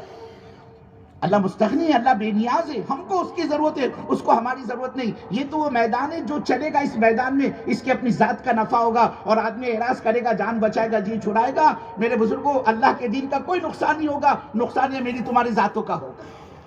آج ہم آپ سے بیٹھ کر بھیک مانگتے, او پارلر والوں, او شیوگاؤں پاٹھنڈی والوں, او شری رامپور والوں, دیکھو تمہارے 4 مہینے کی ترتیب. ارے بھائی کوئی کھڑا تو ہو جائے 4 مہینے کے لیے. بھائی کوپرگاؤں والے کیا کہہ رہے, بھائی شرڈی رہتا بھاولیشور والے کیا کہہ رہے, ارے بھائی کچھ تو بولو. آج میرے بزرگوں ہم اس کے لیے تیار نہیں ہوتے, ہماری طبیعتیں آمادہ نہیں ہوتی گھر چھوڑنے کے لیے, بیوی بچے چھوڑنے کے لیے, اللہ کے راستے کی نقل و حرکت کے لیے. آپ یقین مانیے ایک وقت ایسا آئے گا, یہ تبلیغ والے آج 4 مہینے کی ہم سے آپ سے بھیک مانگ رہے, لیکن کل قیامت میں یہ اللہ کا بندہ اللہ سے زندگی کی بھیک مانگے گا. یہ تو بیچارے تبلیغ والے 4 مہینے لگ کہتے ہیں, اور ایک مرتبہ کوئی 4 مہینے لگا کر آ جائے نا کہ محسن بھائی, عبدالسلام بھائی, میری ترتیب بناؤ, میرے کو پھر سے جانا ہے 4 مہینے. ہم اس کو کہتے ہیں بھائی جوش میں ہوش نہیں کھونے کا, تو 4 مہینے لگا کر آئے نا, اب گھر دیکھ, کاروبار دیکھ, اپنے بال بچے سنبھال. ہم اس کو واپس کرتے ہیں کہ تیری اپنی گھر والی ہے, نکاح پڑا ہے تو نے اس کے ساتھ میں, کیا مطلب نکاح کا, میں نے اس کو اپنے نکاح میں قبول کیا, اس کا مطلب کیا ہے. اس کی ساری چوری، اس کا کپڑا لتا، اس کا کھانا پینا، اس کا رہنا سہنا سب میرے ذمے. اب یہ گھر بار کو چھوڑ کر مسجد کا کونا پکڑے گا، تبلیغ میں بھٹکے گا تو یہ تو مجرم سمجھا جائے گا. اور دعوت و تبلیغ والے کسی کو مجرم نہیں بناتے. ہمیں تو اس تبلیغ کے راستے سے پورے دین کو زندہ کرنا ہے. معاملات کا دین، معاشرت کا دین، اخلاق کا دین، لین دین کا دین، سلوک کا دین، کاروبار کا دین، تجارت کا دین، ملازمت کا دین، ہر شعبے کے دین کو ہم زندہ کرنا چاہتے ہیں دعوت کے راستے سے. ہم تو اس کو واپس کر دیتے ہیں کہ بھائی بس آپ نے 4 مہینے لگائے، اب اپنا گھر کاروبار دیکھو اور جانا ہے، ہم آپ کے بارے میں مشورہ کریں گے. لیکن ایک وقت آئے گا یہ اللہ کا بندہ اللہ کی عدالت میں زندگی کی بھیک مانگے گا اور کیا کہے گا؟ ربنا ابصرنا وسمعنا فرجعنا نعمل صالحا انا موقنون. اے اللہ، جو دنیا کے اندر ہم اپنے کانوں سے جو سنا کرتے تھے، جماعتیں آتی تھی ہمارے علاقے میں، کہاں کی جماعت؟ گجرات، کرناٹک، بہار، بنگال، اڑیسہ، آسام، سارے ہندوستان کی جماعت آتی ہے آپ کے احمد نگر کے اندر. اور وہ آنے والوں کا نہ یا ماں کا سگا نہ باپ کا سگا، اللہ اس کے رسول کی نسبت پر آئے ہمارے علاقے کے اندر. اللہ جو یہ کہتے تھے نا، موت، سکرات، نجات، قبر، آخرت، جنت، جہنم، جماعتیں کیا کہتے ہیں؟ یہی تو کہتی ہے میرے بزرگوں کہ جہنم میں جانے کے بہت سے راستے، لیکن جنت میں جانے کا ایک ہی راستہ ہے، اور وہ راستہ لا الہ الا اللہ محمد رسول اللہ صلی اللہ علیہ وسلم والا راستہ ہے. تو بھائی ہم نے اپنے برادری کا، خاندان کا، رشتہ داروں کا، احمد نگر والوں کا، برادری کا کلمہ ہم نے نہیں پڑھا، ہم نے اللہ اس کے رسول کا کلمہ پڑھا ہے. ہم اللہ اس کے رسول کے غلام ہیں، اور اللہ نے اسی غلامی میں ہماری تمہاری نجات اور زندگیوں کا بنا رکھا ہے. یہی تو کہتی ہے آنے والی جماعتیں. اور کیا کہتی ہیں؟ آپ نے دیکھا احمد نگر والوں، تمہاری کسی مسجد میں ہماری جماعت آئی اور اس نے بھیک کا یہ رومال بچھا دیا. بھائی ہم گجرات سے آئے ہیں، کرناٹک سے، 4 مہینے ہم نے احمد نگر ضلع کے اندر لگائے، اب ہم کو واپس جانا ہے، نہ ٹکٹ کے پیسے ہمارے پاس نہیں رہے، آپ ہماری مدد کر دو تاکہ ہم اپنے بال بچوں میں پہنچ جائے. ارے میرے بزرگوں، کسی کو دیکھا آپ نے بھیک مانگتا ہوا؟ ہر آنے والی جماعت اپنا جان مال لے کر آتی ہے اور یہ کہتی ہے بھائی اپنی زندگی بنا لو. ہر وہ زندگی کھوٹی ہے جو زندگی حضرت محمد صلی اللہ علیہ وسلم کی زندگی سے میل نہ کھاتی ہو. یہی تو کہتی جماعتیں. یہ کہنا ہے اللہ، وہ جو آتے تھے ہمارے علاقے میں، بستی میں، شہر میں، اور ہم سے آخرت کی بات کرتے تھے، موت اور سکرات ہم کو سمجھاتے تھے، قبر کے تذکرے ہم سے کرتے تھے، تیری عدالت کی پیشی کے تذکرے ہم سے کرتے تھے. اے اللہ، ہم وہ ان کی باتیں جو اپنے کانوں سے سنا کرتے تھے، آج اپنی آنکھوں سے دیکھ لیا. اللہ کے گئے بابا نگری اتنا گھما پھرا کے کائی کو بول رہا؟ شارٹ میں بول، کیا بولنا چاہتا ہے؟ اے اللہ سمجھ میں آ گیا، دنیا کی زندگی میں دھوکے میں پڑا. شارٹ میں بول. سیدنا آدم علیہ نبی علیہ السلام سے لے کر قیامت تک جتنے دنیا کے اندر زندگی گزار کر آئے ہیں، ان سب کی ہیڈنگ، ان کی چہرہ پٹی لینی ہے، ان کا اسٹیٹمنٹ لینا ہے میرے کو. تو شارٹ میں بول کیا کہنا چاہتا ہے؟ فرجینا. اے اللہ واپس بھیج دے احمد نگر. ساری زندگی کھانے کمانے میں، من کی چاہتوں کے پورا کرنے میں گزر گئی، آؤ دیکھا نہ تاؤ دیکھا، اور دنیا کے پیچھے ہاتھ دھو کر پڑا رہا. اے اللہ موقع ہی نہیں ملا. اچانک آ کر موت کے فرشتے نے میرے کو اچک لیا. اب ایک موقع دے دے میرے کو. تل ملائے گا، بل ملائے گا، اللہ کی عدالت میں گر گرائے گا، بھیک مانگے گا اللہ سے زندگی کی. ایک موقع اللہ میرے کو دے دے. کیوں جانا چاہتا ہے؟ اللہ پوچھے گا. 70 سال ہم نے تیرے کو موقع دیا، کم پڑے 70 سال، 80 سال، تو سینچری پوری کر کے آیا ہے نا. 100 سال تیرے کو ہم نے دنیا میں سانس لینے کا موقع دیا، اب پھر دوبارہ واپس جانا کیوں چاہتا ہے؟ نعمل صالح. اے اللہ ساری زندگی کھانے کمانے میں، موج مستی میں گزر گئی مولا، ہوش نہیں رہا. اپنی موت، اپنی نجات، اپنی سکرات، اپنی قبر، اپنی آخرت اور تیری عدالت کی پیشی کی تیاری کا ہوش نہیں رہا. اے اللہ اب میرے کو ایک موقع دے دے، جا کر کچھ دال دلیا تیار کر لوں، کچھ نیکیاں جمع کر لوں، کچھ اعمال کر لوں. زندگی کی بھیک مانگے گا. اللہ فرمائیں گے کلا، ہرگز نہیں. اب یہ نہیں ہو سکتا جو تم چاہ رہے ہو، یہ ہمارے قانون کے خلاف ہے. ہم دوبارہ کسی کو واپس نہیں بھیجا کرتے. حضور پاک صلی اللہ علیہ وسلم فرماتے ہیں اللہ کے اس فیصلے کو سن کر یہ اللہ کا بندہ روئے گا، تل ملائے گا، گر گرائے گا.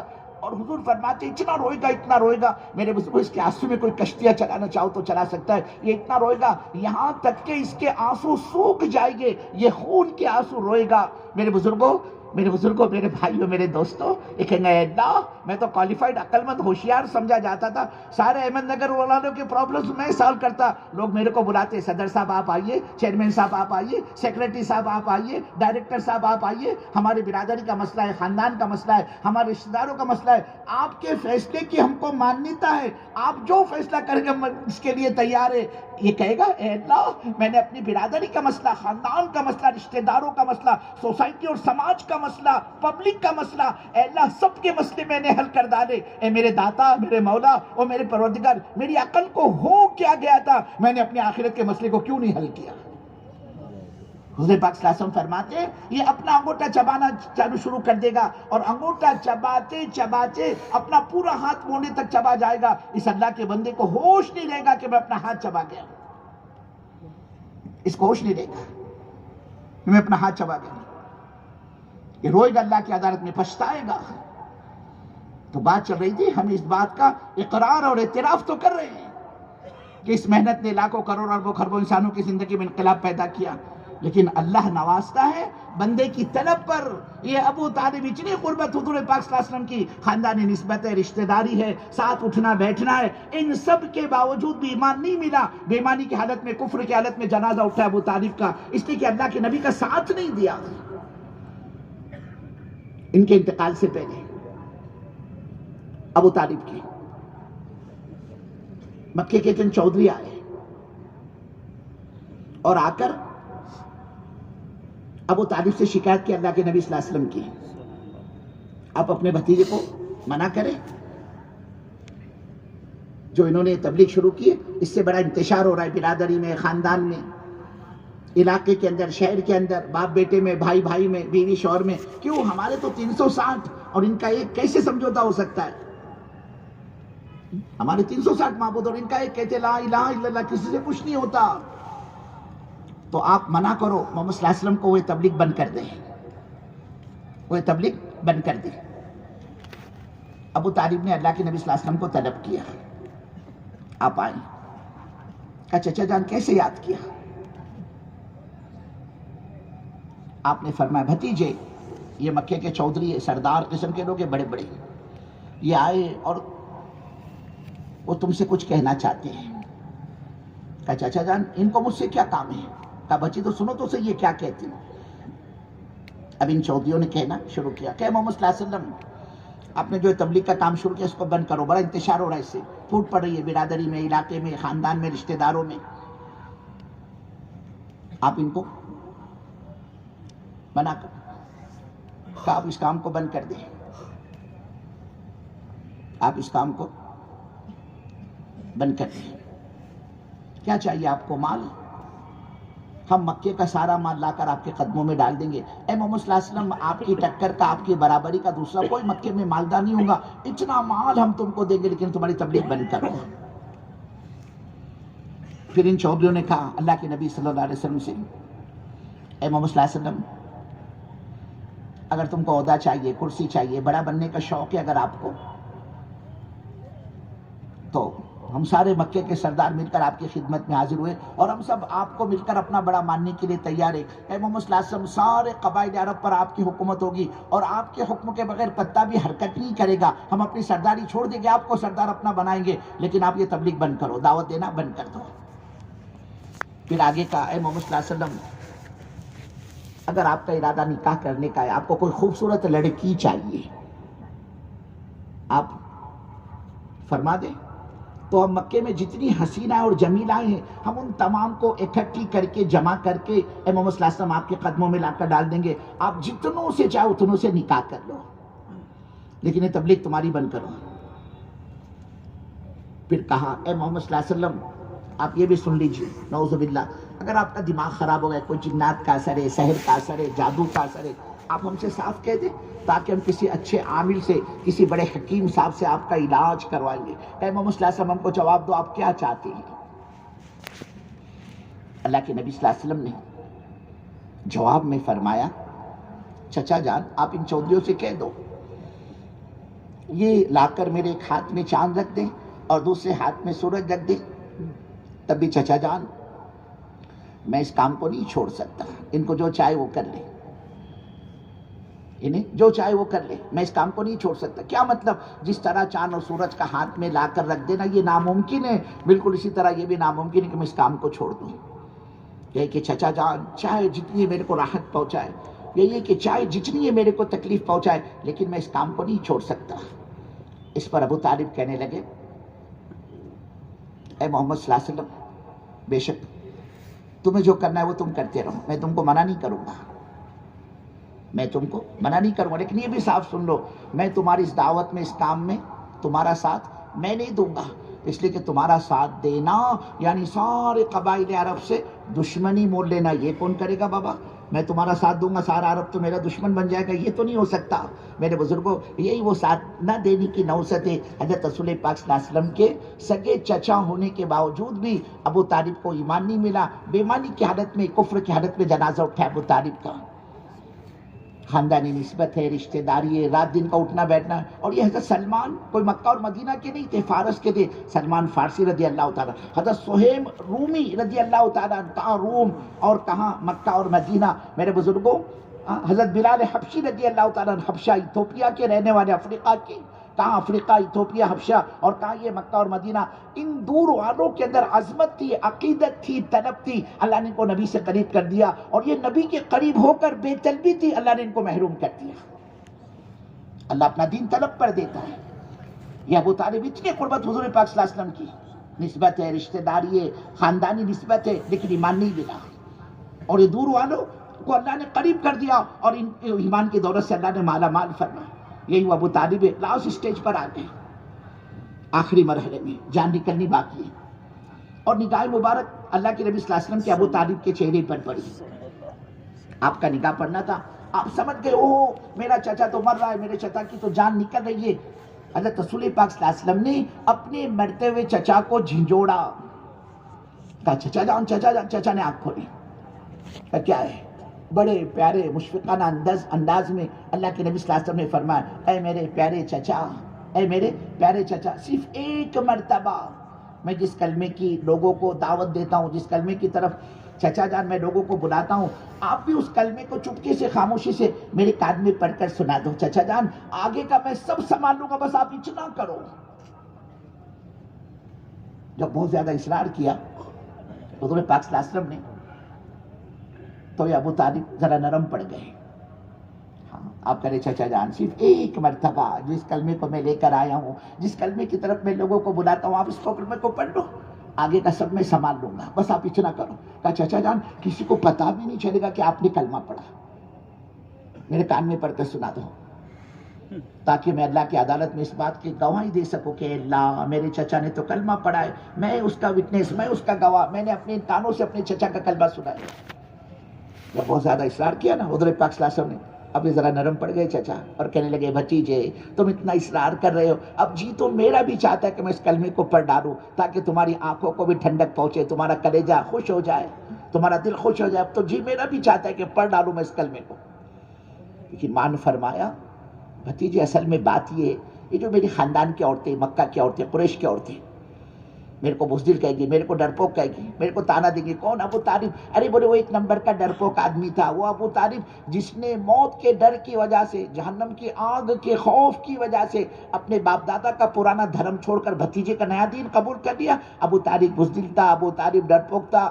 ابو طالب کہنے لگے قریش کی عورتیں میرے کو تانا دے گی، میرے خاندان کی عورتیں میرے کو بزدل کہے گی۔ کہا نہ بابا نہ، یہ تو نہیں ہو سکتا۔ مرتے مرتے ابو طالب نے کہا اے محمد صلی اللہ علیہ وسلم، آپ صاف سن لیجئے، آپ کے دین سے میرا کوئی تعلق نہیں، میں تو وہی اپنے باپ دادا کے دھرم پر مرتا ہوں۔ یہ کہا اور اللہ کے نبی حضرت ابو طالب چچا ابو طالب کی جان نکلی۔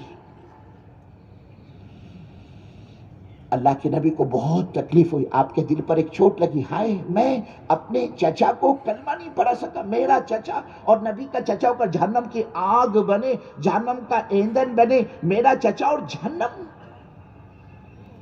اب وہ جو احسانات کیے تھے نا زندگی میں اللہ کے نبی صلی اللہ علیہ وسلم پر ابو طالب نے، اب وہ سارے احسانات اللہ کے نبی کو یاد آنے لگے، آپ سے رہا نہیں گیا۔ اللہ کے نبی صلی اللہ علیہ وسلم نے وہیں چچا کے جنازے پر، چچا کی لاش پر کھڑے کھڑے فرمایا چچا جان کل قیامت کے میدان میں اللہ کی عدالت میں آپ کی سفارش کروں گا، میں مانگوں گا اللہ کے یہاں پر آپ کو، میرے بزرگوں، میرے بھائیوں، میرے دوستوں، احمد نگر والوں، زبان مبارکہ سے اللہ کے نبی صلی اللہ علیہ وسلم کی یہ نکلنا تھا، اور سارا کائنات کا نظام حرکت میں آ گیا۔ قرآن پاک کی آیت اتری، اللہ نے جبرائیل کو بھیجا اور یہ کہلوا بھیجا، جاؤ جبرائیل اور جا کر یہ کہہ دو ہمارے نبی صلی اللہ علیہ وسلم سے کہ کسی نبی کو، ایمان والے کو اس بات کی اجازت نہیں کہ وہ ہم سے بے ایمان کی سفارش کرے، اب چاہے مرنے والا وہ نبی کا باپ ہی کیوں نہ ہو، چاہے وہ نبی کا چچا ہی کیوں نہ ہو، لیکن نبی کو اس کی اجازت نہیں ہے کہ وہ بے ایمان کے بارے میں ہمارے سامنے منہ کھولے۔ اندازہ تو لگاؤ کتنی بڑی نعمت اور کتنی بڑی دولت اللہ نے اپنے کو دی، ایمان کی دولت سے۔ میرے بزرگوں، دنیا کے مارکیٹ میں ہر چیز کا کوئی نہ کوئی بدل مل جائے گا، آپ بتلاؤ ایمان کا بدل کیا ہو سکتا ہے؟ اس کے بغیر آدمی کی نجات نہیں ہے۔ نجات کے لیے شرط ہے ایمان کا ہونا۔ جنت کے داخلے کے لیے اللہ نے ایمان کو شرط قرار دیا، اللہ نے بے ایمان کا داخلہ جنت پر حرام کر دیا ہے، جنت کے داخلے کے ایمان شرط ہے، بے ایمان داخل ہو نہیں سکتا جنت میں، تو جنت کے داخلے کے لیے ایمان شرط۔ ایسے جہنم سے نجات اور چھٹکارے کے لیے بھی ایمان شرط ہے، اس کے بغیر آدمی جہنم سے بچ نہیں سکتا۔ ایک آدمی تھا تو ایمان والا، لیکن زندگی گناہوں کے دلدل میں ڈوبی ہوئی، اب جب اللہ کی عدالت میں پیشی ہوئی تو میرے بزرگوں، آدمی تو جنت میں جائے گا ایمان کی بدولت، اللہ اس کو اپنے فضل سے لے کر جائے گے، لیکن یہاں معاملہ اس بندے کے ساتھ اللہ کا بجائے فضل کے ہونے کے عدل کا ہوا، مطلب انصاف کا۔ اب جب انصاف کا معاملہ ہوا تو اعمال نامہ تو گندگیوں سے بھرا ہوا، گناہوں سے بھرا ہوا، یہ بغیر توبہ دنیا سے چلا گیا، اب دور دور تک اعمال نامے میں نیکی کا کوئی نام و نشان نہیں، اللہ نے کہا اس کو ڈالو جہنم میں، یہ مہا پاپی ہے۔ اب یہ قسمت کا مارا میرے بزرگوں، اپنے اعمال کی بگاڑ کی بنا پر اگر جہنم میں چلا بھی جائے تو وہ اللہ اس کو اس کے گناہوں کی سزا بھگتوا کر ایک نہ ایک دن اس کو کلین چٹ دے گا، جہنم سے باہر نکالے گا۔ اور بزرگ، اگر کوئی بغیر ایمان کے دنیا سے چلا گیا، صدیاں گزر جائے گی، بڑے سے بڑے نبی کی سفارش اس کے حق میں کام نہیں آئے گی، تو گویا جہنم سے چھٹکارے کے لیے بھی ایمان شرط ہے، بلکہ اعمال کی قبولیت کے لیے بھی ایمان شرط ہے۔ اللہ کی نگاہ میں وہ سارے اعمال مردود ہے جس آدمی کے پاس اگر میرے بزرگوں ایمان نہیں ہے۔ نیکی کرے گا آدمی، اچھا کام کرے گا، اللہ اس کو اس کے اچھے کام کا بدلہ دنیا میں دے کر معاملے کو رفع دفع کر دے گا، اور اگر ایمان والا کوئی عمل نیکی کرے گا، اللہ اس کو دنیا میں بھی نوازے گا، آخرت میں بھی نوازے گا۔ یہ دعوت کی محنت، یہ تبلیغ کی محنت، یہ اللہ کے راستے کی نقل و حرکت، یہ چلے 4 مہینے کی جماعتیں، یہ چھوٹے بڑے اجتماعات، یہ مقامی اعمال، یہ 2.5 گھنٹے کی محنت، یہ گھر اور مسجد کی تعلیم، یہ مسجد کی آبادی کی محنت، ان سب کا مقصد اور نچوڑ و خلاصہ یہ میرے بزرگوں، میرے بھائیوں، میرے دوستوں، کہ حضرت رسول پاک صلی اللہ علیہ وسلم نے دعوت کے راستے سے امت کی ایمان کی جو کسوٹی اور مایا آپ نے تیار کی تھی، یہ بھٹکی ہوئی امت، یہ کھوئی ہوئی امت دوبارہ اس مقام پر آ جائے جس مقام پر لا کر اللہ کے نبی صلی اللہ علیہ وسلم نے اس امت کو چھوڑا اور آپ دنیا سے تشریف فرما ہوئے۔ وہ مقام کیا تھا میرے بزرگوں؟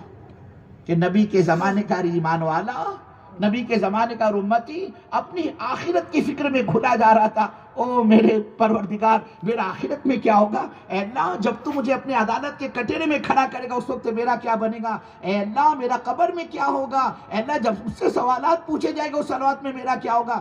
نبی کے زمانے کا امتی روتا ہوا دنیا سے گیا ہے، اور رونے والے بھی وہ تھے میرے بزرگوں، اللہ اکبر، جن کے بارے میں اللہ نے اپنے پاک کلام میں فرمایا، یہ وہ جماعت ہے جو دعوت کے راستے سے ہمارے نبی صلی اللہ علیہ وسلم نے تیار فرمائیے، رجال اللہ تلہم تجارت ولا بیع عن ذکر اللہ، یہ وہ جوان مرد ہیں، ان کے مال، ان کی تجارت کی منڈیاں، ان کی ملازمت کے اڈے، ان کی بیویاں، ان کی کھیتیاں، ان کے باغات، ان کے غلے، ان کو ہم سے رابطہ قائم کرنے میں رکاوٹ اور آڑ نہیں بنتے۔ اللہ نے ان کی تعریف کی اپنے پاک کلام میں کہ ان کی تجارت اور ان کی تجارت کی مصروفیات اور ان کی بیوی بچے ان کو ہماری یاد سے غفلت میں نہیں ڈالتے۔ کیوں نہیں ڈالتے غفلت میں؟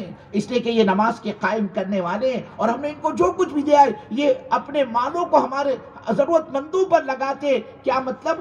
اپنے مالوں کی زکوٰۃ ادا کرتے۔ اور یہ سب کیوں کرتے؟ اللہ نے کہا یہ اس لیے کرتے ہیں، یخافون یوما تتقلب فی القلوب والابصار، یہ سب اس لیے کرتے ہیں، یہ اس دن سے ڈرتے ہیں جس دن دلوں کو اور آنکھوں کو الٹ پلٹ کر کے رکھ دیں گے، اس سے مراد قیامت کا دن۔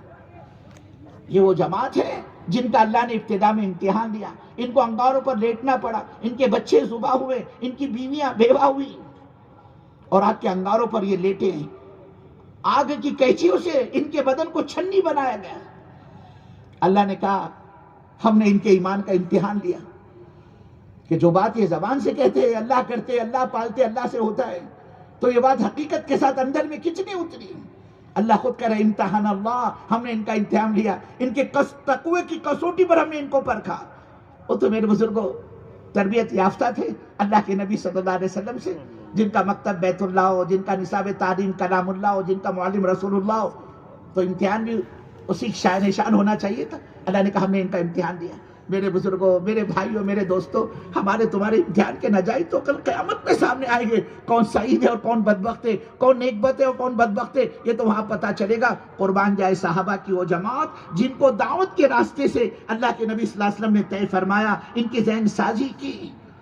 اللہ رب العزت نے اس جماعت کے بارے میں فرمایا اولئک هم الفائزون، یہ کامیاب لوگوں کی جماعت ہے۔ اولئک هم الراشدون اللہ نے فرمایا، یہ رشد و ہدایت والے۔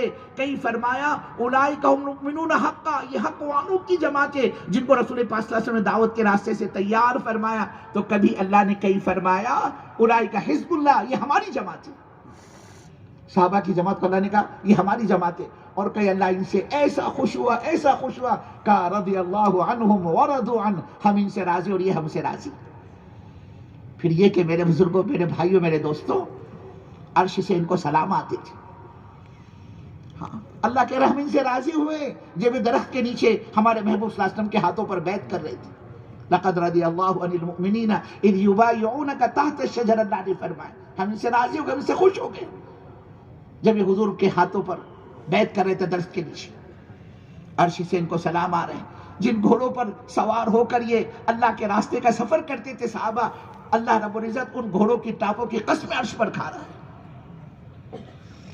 ان سب کے باوجود بھی ان صحابہ کرام کو ان کی اپنی آخرت کی ایسی فکر، جبکہ حضور پاک صلی اللہ علیہ وسلم جنتی ہونے کی ان کو خوشخبریاں سنائی، ابو بکر فی الجنہ، عمر فی الجنہ، عثمان فی الجنہ، علی فی الجنہ، طلحہ فی الجنہ، زبیر فی الجنہ، جنت کی خوشخبریاں ان کو اللہ کے نبی صلی اللہ علیہ وسلم نے سنائی۔ اللہ کے نبی ان کے بارے میں فرما رہے ہیں اگر میرے بعد کوئی نبی ہوتا وہ عمر ہوتے، لو کان بعدی نبیا لکان عمر، یہ وہ عمر فاروق رضی اللہ تعالیٰ عنہ بزرگوں۔ اللہ کے نبی نے ان کے بارے میں فرمایا عمر، میں جنت کی سیر کر رہا تھا معراج میں، جبرائیل میرے ساتھ تھے، فرمایا عمر میں نے بہت ہی حسین و جمیل خوبصورت موتیوں کا محل دیکھا۔ آپ نے فرمایا عمر میں تو یہ سمجھا میرا ہی ہوگا۔ میں نے جبرائیل سے پوچھا بھائی جبرائیل یہ اتنا شاندار خوبصورت محل ہے کس کا؟ آپ نے فرمایا عمر، جبرائیل مجھ سے کہنے لگے یا رسول اللہ صلی اللہ علیہ وسلم یہ قریش کے ایک نوجوان کا محل ہے۔ آپ نے فرمایا عمر میں تو سمجھا میرا ہی ہوگا۔ میں نے دوبارہ سوال کیا بھائی جبرائیل مجھے اس قریش کے نوجوان کا نام تو بتلاؤ۔ آپ نے فرمایا عمر، جبرائیل مجھ سے کہنے لگے یا رسول اللہ صلی اللہ علیہ وسلم یہ قریش کے اس نوجوان کا محل ہے جس کا نام عمر بن خطاب رضی اللہ تعالیٰ۔ آپ نے فرمایا عمر میرا جی چاہ میں اندر دیکھ کر آؤں، باہر سے اتنا شاندار ہے اندر کیسا ہوگا؟ آپ نے فرمایا عمر مجھے غیرت آئی، تمہاری اجازت میں اندر کیسے داخل ہوتا ہوں؟ حضرت عمر یہ سن کر رونے لگے کہ یا رسول اللہ صلی اللہ علیہ وسلم آپ اس میں داخل ہو جاتے، اس سے بڑھ کر میرے لیے خوشی کی بات اور کیا ہو سکتی تھی؟ حضور فرما رہے ہیں میرے بعد کوئی نبی ہوتا وہ عمر ہوتے، جبکہ اللہ کے نبی فرما رہے لوگ انا خاتم النبیین لا نبی بعدہ، میں آخری نبی، میرے بعد کوئی نبی نہیں۔ لیکن اگر نبوت کا سلسلہ جاری ہوتا یہ عمر فاروق اس درجے کے وہ شخصیت ہے جو نبی بنائے جاتے، لیکن یہ وہی عمر ہے جن کی زبان پر اللہ کا قرآن بولتا تھا۔ ایسے 17 مقامات ہیں کہ حضرت عمر رضی اللہ تعالیٰ عنہ کی چھات پر اللہ نے اپنے فیصلے نافذ کیے۔ حضرت عمر چاہتے تھے شراب کی حرمت آئے، لوگ شراب پی کر مسجد میں آتے، نماز کے لیے آتے، کہ اللہ کی طرف سے کوئی ایسا ٹھوس قانون۔ اللہ نے حضرت عمر رضی اللہ تعالیٰ عنہ کی چاہت پر شراب کی حرمت والی آیتیں اتاری قرآن پاک کے اندر۔ حضرت عمر چاہتے تھے امت کی ماں بہنوں کے اندر پردہ زندہ ہو جائے، اللہ نے حضرت عمر کی چاہت پر قرآن پاک میں پردے والی آیتیں اتاری، گویا کہ اللہ رب العزت کے پاک کلام عمر کی زبان پر بولتا ہوں۔ ان کا مقام تو دیکھا، لیکن خود انہیں اپنی آخرت کی ایسی فکر، میرے بزرگوں نبی صلی اللہ علیہ وسلم کا زمانے کا ہر صحابی روتے ہوئے دنیا سے گیا ہے، جنت کے ٹھیکیدار ہے، جنت کی خوشخبریاں ان کو ملی ہے، عرش سے ان کو سلام آ رہے ہیں، ان سب کے باوجود ان کو اپنی آخرت کی ایسی فکر، یہی وہ عمر فاروق رضی اللہ تعالیٰ اپنے آپ سے کہتے تھے اے عمر کاش تجھ کو تیری ماں نے پیدا ہی نہ کیا ہوتا، عمر تیرے دنیا میں آنے کی ضرورت کیا تھی؟ کل رب کی عدالت کے کٹہرے میں کھڑا ہو کر تو اس رب کو کیا منہ دکھائے گا اور کیا جواب دے گا؟ کبھی فرماتے عمر کاش تو درخت کا پتا ہوتا، چلتا پھرتا جانور منہ مار لیتا، تیرے کو کھا کر پاخانے کے راستے سے مینگنی بنا کر باہر نکال دیتا، پھر وہ مینگنی سوکھ جاتی، ہوا اس کو اٹھا کر کہیں اور پٹک دیتی اور وہ پھر مینگنی مٹی بن جاتی، اور عمر اس رب کی عدالت میں اس کے کٹہرے میں کھڑے ہونے کی نوبت تو نہیں آتی۔ یہ وہی عمر فاروق بزرگوں رضی اللہ تعالیٰ اپنے بیٹے کو وصیت کی۔ ان کے بیٹے عبداللہ ابن عمر بلایا عبداللہ کو اور کہا عبداللہ جب تم یہ دیکھو میں مر رہا ہوں، میری جان نکل رہی ہے، تو کہا عبداللہ میرے جسم کو، میری باڈی کو زمین میں مٹی میں ڈال دینا۔ اور جب جان نکل رہی تھی حضرت عمر رضی اللہ تعالیٰ عنہ کی، یہ اپنے رخسار، یہ گال، یہ ناک، یہ پیشانی، یہ ہونٹ اس طرح سے مٹی میں ملتے تھے جیسے بچہ مٹی میں لوٹتا، اور اپنے آپ سے کہتے تھے او عمر اگر اللہ نے تیرے کو معاف نہیں کیا تو تیرا کیا ہوگا؟ کبھی کہتے کاش عمر کی اس حالت کو دیکھ کر اللہ کو دیا آ جائے، اللہ کو ترس آ جائے، اللہ کو رحم آ جائے اور اللہ عمر کو معاف کر دے۔ یہ وہی عمر فاروق کے بزرگ رضی اللہ تعالیٰ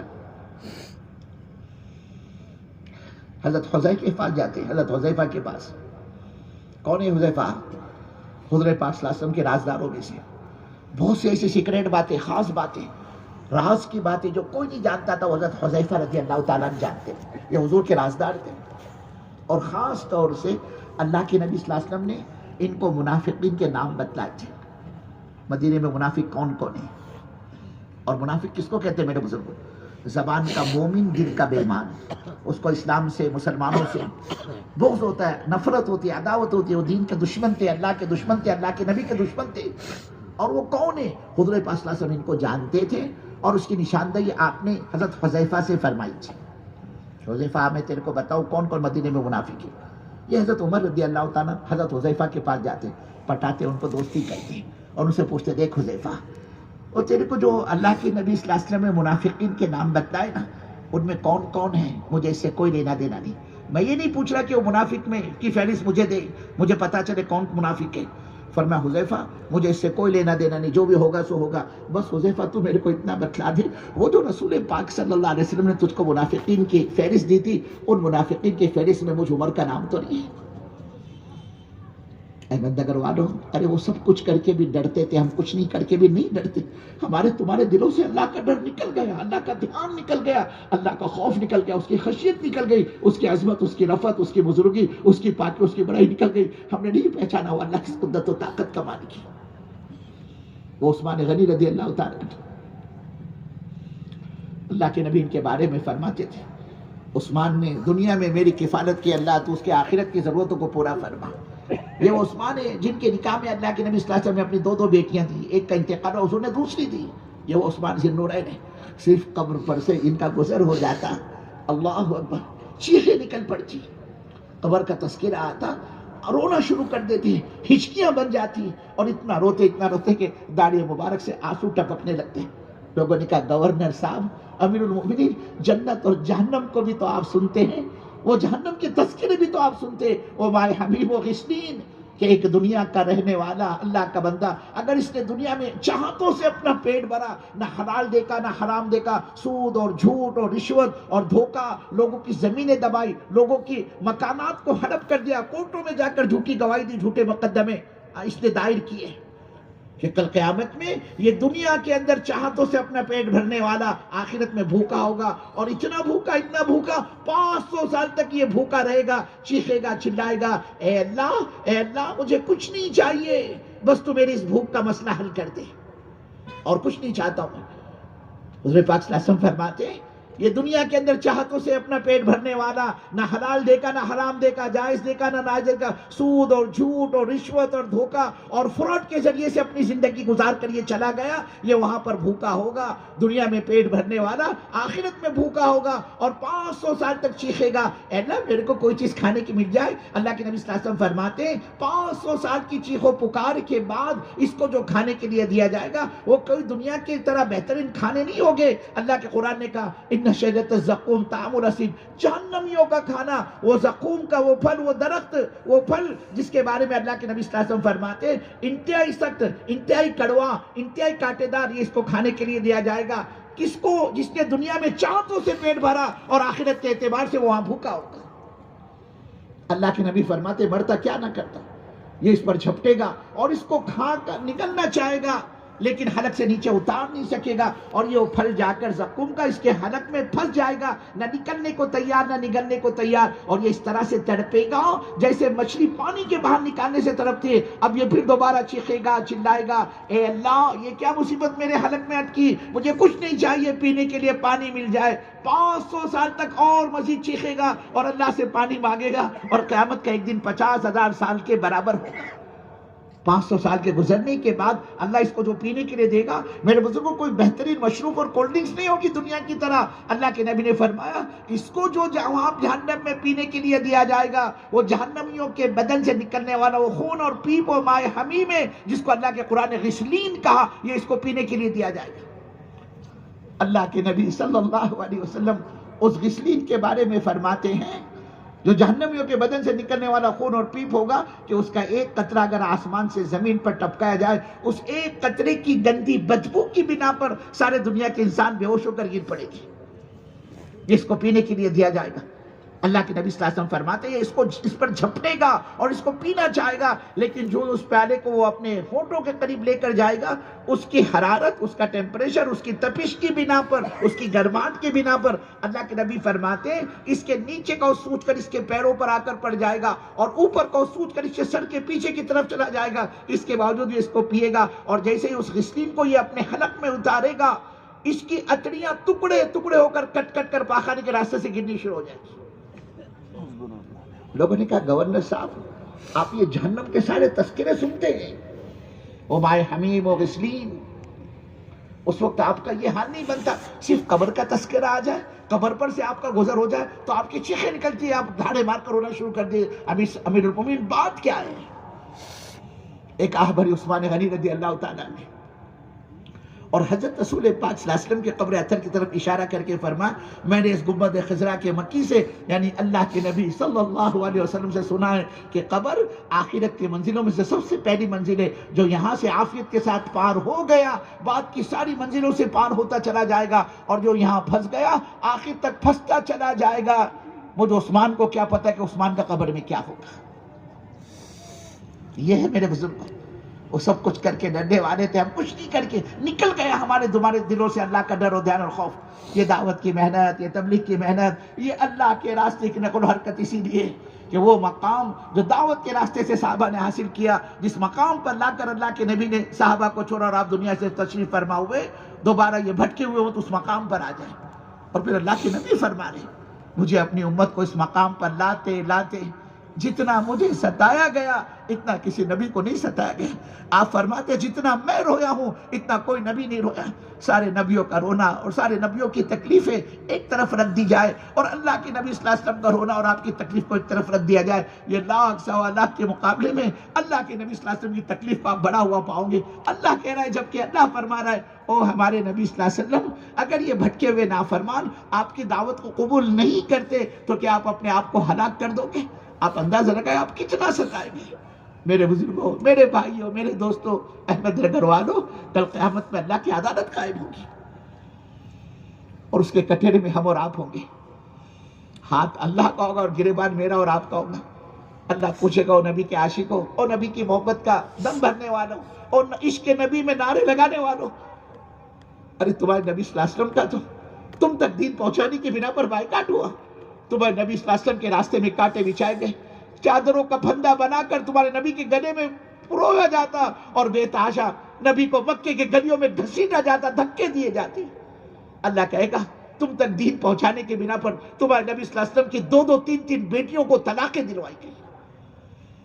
مکے والوں نے جب تکلیف پہنچانے میں انتہا کر دی, عمار کو, یاسر کو, خباب کو, صہیب کو, سمیہ کو, کسی کو آرے سے چیڑا, کسی کو آگ پر لٹایا, کسی کے بدن کو آگ سے داغا. جب انہوں نے انتہا کر دی اور دیکھا کہ یہ جماعت جو صحابہ کی تیار کی ہے حضور پاک صلی اللہ علیہ وسلم نے دعوت کے راستے سے, یہ اپنا ایمان چھوڑنے کو تیار نہیں, کلمے کے انکار کرنے کو تیار نہیں. اب کیا کیا جائے؟ ان کو ذہنی تکلیف پہنچائی جائے. وہ ذہنی تکلیف کیا تھی؟ رسول پاک صلی اللہ علیہ وسلم کی بیٹیاں جن گھروں میں بیائی گئی تھی, مکے کے چودھری وہاں پہنچے, حضور پاک صلی اللہ علیہ وسلم کی دو بیٹیاں دو بھائیوں کے نکاح میں تھی، ایک کا نام عتبہ ہے اور دوسرے کا نام عتیبہ ہے، ایک ہی گھر میں دو بہنیں تھیں۔ مکے کے چودھریوں نے جا کر بات کی ان گھر والوں سے، کہا ہم یہ پسند نہیں کرتے، ہمیں یہ برداشت نہیں، یہ گوارا نہیں کہ محمد صلی اللہ علیہ وسلم کی بیٹی تمہارے گھر میں بہو بن کے رہے، لہٰذا آپ اپنے بچوں کو کہو، بیٹوں کو، کہ وہ محمد صلی اللہ علیہ وسلم کی بیٹیوں کو طلاق دے دیں۔ یہ بدبخت باپ پہنچتا ہے عتبہ اور عتیبہ کے پاس اور دونوں بیٹوں سے کہتا ہے کہ مجھے یہ بات پسند نہیں، یہ بات گوارا نہیں کہ محمد صلی اللہ علیہ وسلم کی بیٹی اس گھر کی بہو بن کر رہے، اس لیے میں تم سے کہتا ہوں کہ تم دونوں کے دونوں محمد صلی اللہ علیہ وسلم کی بیٹیوں کو طلاق دیتا ہے۔ عتبہ نے اسی مجلس میں اللہ کے نبی صلی اللہ علیہ وسلم کی بیٹی کو طلاق دے دی، اور عتبہ یہ زیادہ بدبخت و کمینہ تھا، یہ حضور کی مجلس میں پہنچا اور رسول پاک صلی اللہ علیہ وسلم کے کپڑے پکڑ کر کھینچے اور کہا کہ نہیں تو مجھ کو پسند کرتا ہے، نہیں میں تجھے پسند کرتا ہوں، اور کہا سن لے میں نے تیری بیٹی کو طلاق دی تھی۔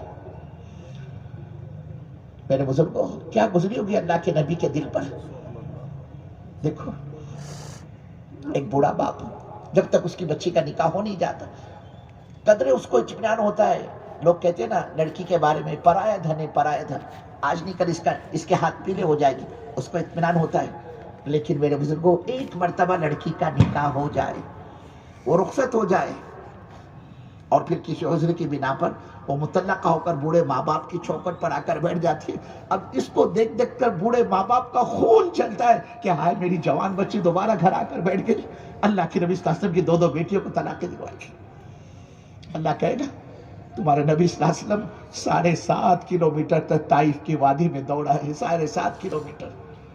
اما جان ماں عائشہ صدیقہ رضی اللہ تعالیٰ عنہ فرماتی ہے میری اور اللہ کے نبی کی بات چیت چل رہی تھی، میری زبان سے نکل پڑا یا رسول اللہ صلی اللہ علیہ وسلم آپ کی زندگی میں آپ پر سب سے سخت دن کون سا آیا؟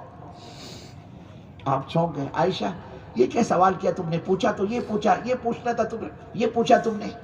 کہ عائشہ جب تم نے پوچھا ہے تو میں تجھے تیرے سوال کا جواب بھی دوں گا۔ پھر آپ نے فرمایا عائشہ میں تیرے کو کیا بتاؤں، وہ طائف کا زخم ابھی تک بھرا نہیں، تازہ ہے وہ زخم سوکھا نہیں ہے، حالانکہ ایک زمانہ گزر چکا اس واقعے کو۔ فرمایا عائشہ میں نے جب اپنے قوم کے سرداروں سے بات چیت کی، اللہ کے دین کی طرف ان کو متوجہ کیا، انہوں نے میرا مذاق اڑایا، مجھے کہا تمہارے علاوہ اللہ کو کوئی نبی نہیں ملا جس کو وہ نبی بنا کر بھیجتا۔ کہا عائشہ ایک سردار کہنے لگا ہم آپ سے بات سننا نہیں چاہتے، آپ ہمارے شہر سے باہر نکل جاؤ، اور اسی پر اکتفا نہیں کیا، کہا شہر کے آوارہ اور بدماش قسم کے لڑکوں کو میرے پیچھے لگا دیا اور انہوں نے مجھ پر ٹانیاں پیٹی، انہوں نے مجھے پتھروں سے مارنا شروع کیا۔ کہا عائشہ اتنے پتھر میں نے جھیلے ہیں کہ میرے دونوں جوتوں کے اندر خون جمع ہو گیا، اللہ کے نبی صلی اللہ علیہ وسلم چل نہیں سکتے تھے، آپ کی آنکھوں میں اندھیرا چھا گیا، آپ زمین پر بیٹھ گئے۔ اس پر بھی طائف والوں کو رحم اور دیا نہیں آئی، انہوں نے بھوکے شیر کی طرح اللہ کے نبی پر بت کے اور دونوں بازو کو آپ کے پکڑ کر کھڑا کیا، اللہ کے نبی کے قدم اٹھتے تھے اور ادھر پتھر برستا تھا۔ کہا 7.5 کلومیٹر تک اللہ کے نبی صلی اللہ علیہ وسلم کو پتھروں سے مارا گیا۔ اللہ کہے گا او احمد نگر والوں تمہارے گھر والی تم سے نہیں چھوٹتی چلے اور 4 مہینے کے لیے، تمہارا کاروبار تمہاری کھیتی تم سے نہیں چھوٹتی، تمہارے آل اولاد تم سے نہیں چھوٹتی، تمہارے مصروفیات اور مشاغل تم سے نہیں چھوٹتے۔ دیکھو ہم نے ہمیشہ کے لیے اپنے نبی صلی اللہ علیہ وسلم کو مکے سے باہر نکالا، اللہ کے نبی صلی اللہ علیہ وسلم نہیں چاہتے تھے مکہ چھوڑ کر آپ کہیں جائیں، لیکن مکے والے اللہ کے نبی صلی اللہ علیہ وسلم کی سانسوں کے دشمن بن گئے اور یہ طے کر لیا آج رات کام تمام کر دینا ہے، اللہ کے نبی کو صفحہ ہستی سے مٹا دینا ہے۔ چنانچہ انہوں نے اللہ کے نبی صلی اللہ علیہ وسلم کے مکان کو چاروں طرف سے گھیر لیا، باہر نکلتے ہی حملہ کر کے اللہ کے نبی کو ختم کر دیں گے، نعوذ باللہ۔ اللہ نے وحی بھیجی او ہمارے محبوب صلی اللہ علیہ وسلم اب تو آپ مکے کو بھی الوداع کر دیجیے، چھوڑ دیں آپ مکہ۔ آپ اٹھتے ہیں اپنے حجرے سے، آپ باہر نکلے، چاروں طرف سے دشمنوں نے آپ کے مکان کو گھیر رکھا ہے، لیکن اللہ نے ان کی آنکھوں پر اندھے پن کا پردہ ڈال دیا، یہ حضور پاک صلی اللہ علیہ وسلم کو نہیں دیکھ پائے اور اللہ کے نبی ان کے بیچ میں سے گزرتے ہیں۔ لیکن اس رات کی تنہائی میں، اس اندھیری رات میں پلٹ پلٹ کر آپ بیت اللہ کو دیکھے جا رہے اور کہے جا رہے اے بیت اللہ تو اللہ کا گھر ہے، مجھے تجھ سے ان سے عشق ہے، تعلق ہے، لگاؤ ہے، محبت ہے، میں تو کبھی کسی حال میں تجھے چھوڑ کر کہیں نہ جاتا، تو تو میرا جائے پیدائش ہے، میرے باپ دادا کا تو وطن رہا ہے۔ لیکن میں کیا کروں، میں مجبور اور بے بس ہوں، یہ مکہ والے میرے کو یہاں رہنے دے دیتے ورنہ میں تجھے چھوڑ کر کہیں نہ جاتا۔ اللہ کہے گا او مکے والو، او احمد نگر والو، ہم نے تو ہمیشہ کے لیے اپنے نبی صلی اللہ علیہ وسلم سے مکہ چھڑوایا اور تم سے چندے اور 4 مہینے کے لیے تمہارا گھر نہیں چھوٹا، تمہارا کاروبار نہیں چھوٹا۔ یہ 14ویں اور 15ویں صدی میں تم اپنے آنکھوں سے دیکھ رہے تھے ہمارے نبی صلی اللہ علیہ وسلم کی امت مرتد ہو رہی ہے، ہمارے نبی صلی اللہ علیہ وسلم کی امت کے دین کی دھجیاں اڑ رہی، دین کے جنازے اٹھ رہے ہیں، ہمارے نبی صلی اللہ علیہ وسلم کی امت کی بیٹیاں اپنی چاہتوں کو پورا کرنے کے لیے اپنے ایمان کا سودا کر کے وہ منچائی زندگی گزار رہی تھی۔ تم اپنے کو نبی کا عاشق بتلاتے ہو، نبی کی محبت کا دعویٰ کرتے ہو، نبی کی محبت کا دم بھرتے ہو۔ یہ 14ویں اور 15ویں صدی میں جب ہمارے نبی کا دین مٹ رہا تھا، دین کی دھجیاں اڑ رہی تھی، دین کے جنازے اٹھ رہے تھے، یہ بتاؤ احمد نگر والو تم نے ہمارے محبوب صلی اللہ علیہ وسلم کے دین کے لیے کیا قربانی دی، کتنی قربانی دی؟ میرے بزرگوں، میرے بھائیوں، میرے دوستوں، اللہ کی عدالت میں جواب دینا بھاری ہو جائے گا۔ مکے والوں کی تکالیف سے اللہ کے نبی عاجز ہو گئے۔ حج کا زمانہ آیا، اللہ کے نبی نے دیکھا قبائل قافلے آ رہے ہیں دور دراز کے علاقے سے حج کے لیے، سوچا چلو بہترین موقع ہے، کیوں نہ ایسے حج کے موقع پر میں قبائل کو دعوت دوں۔ اگر یہ مکہ والے نہیں سنتے ہیں تو نہ سنیں، ہو سکتا ہے یہ باہر کے لوگ میری دعوت کو قبول کر لے اور اس طرح میرا دین پروان چڑھے۔ ایک دل میں امید کی کرن جاگی، اللہ کے نبی صلی اللہ علیہ وسلم اس مینا کی گھاٹی میں جہاں قبائل ٹھہرے ہوئے تھے آ کر ایک ایک کو دعوت دے رہے ہیں، لیکن کوئی اللہ کے نبی کی بات پر کان دھرنے کے لیے تیار نہیں، کان لگانے کے لیے، سننے کے لیے تیار نہیں۔ آپ نے قبیلے سے بات شروع کی، آپ اس کو دعوت دے رہے تھے کہ مکہ کا رہنے والا وہاں سے گزرا، اس نے دیکھا اللہ کے نبی کو دعوت دیتا ہوا، اشارے سے کہا پاگل آدمی، پاگل، کہا اس کے چکر میں پڑو، کہا یہ پاگل ہے۔ انہوں نے حضور پاک صلی اللہ علیہ وسلم کو زور سے دھکا دیا، آپ دور جا گر پڑتے۔ ایک ایک قبیلے کے پاس آپ جا رہے ہیں، ہے کوئی اللہ کے دین کا مددگار، میں اللہ کا نبی، میں یہ کہتا ہوں، میں یہ کہتا ہوں، میں یہ کہتا ہوں، لیکن کوئی بات سننے کو تیار نہیں۔ نگاہ مبارکہ اللہ کے نبی صلی اللہ علیہ وسلم کے قبیلے پر بیٹھی، دور دراز بیٹھا تھا وہ، آپ وہاں پہنچتے، جا کر اس کو اپنا تعارف کروائے، میں اللہ کا نبی، میں یہ کہتا ہوں، میں یہ کہتا ہوں، میں یہ کہتا ہوں، پوری دعوت دے دی آپ نے۔ اور حضور کو اللہ کا کہنا، اللہ کا کرنا دیکھو، اس قبیلے نے حضور پاک صلی اللہ علیہ وسلم کی پوری دعوت سنی اور سن کر کہنے لگا آپ کی ساری باتیں ہم کو اچھی لگی، لیکن ہمارا ایک سردار ہے، اب اس سردار کو دعوت دو، اگر وہ آپ کی بات قبول کر لے تو ہم بھی آپ کی بات، آپ کی دعوت قبول کرنے کو تیار ہیں۔ گویا کہ اللہ کے نبی کو اندھیرے میں امید کی کرن نظر آ گئی کہ چلو یہاں تو کوئی بات بھی نہیں سن رہا تھا، کچھ تو ایسے ملے جنہوں نے میری بات تو سنی۔ وہ سردار کے انتظار میں اس قبیلے کے پاس بیٹھ گئے، اللہ کے رسول صلی اللہ علیہ وسلم تھوڑی دیر میں اس قبیلے کا سردار آیا اور یہ بدبخت پہلے سے اللہ کے نبی کو پہچانتا تھا، آپ کو دیکھ کر کہنے لگا اس آدمی کو یہاں کس نے بٹھایا، کیوں بیٹھا یہ آدمی ہمارے اپنے آدمیوں کے پاس؟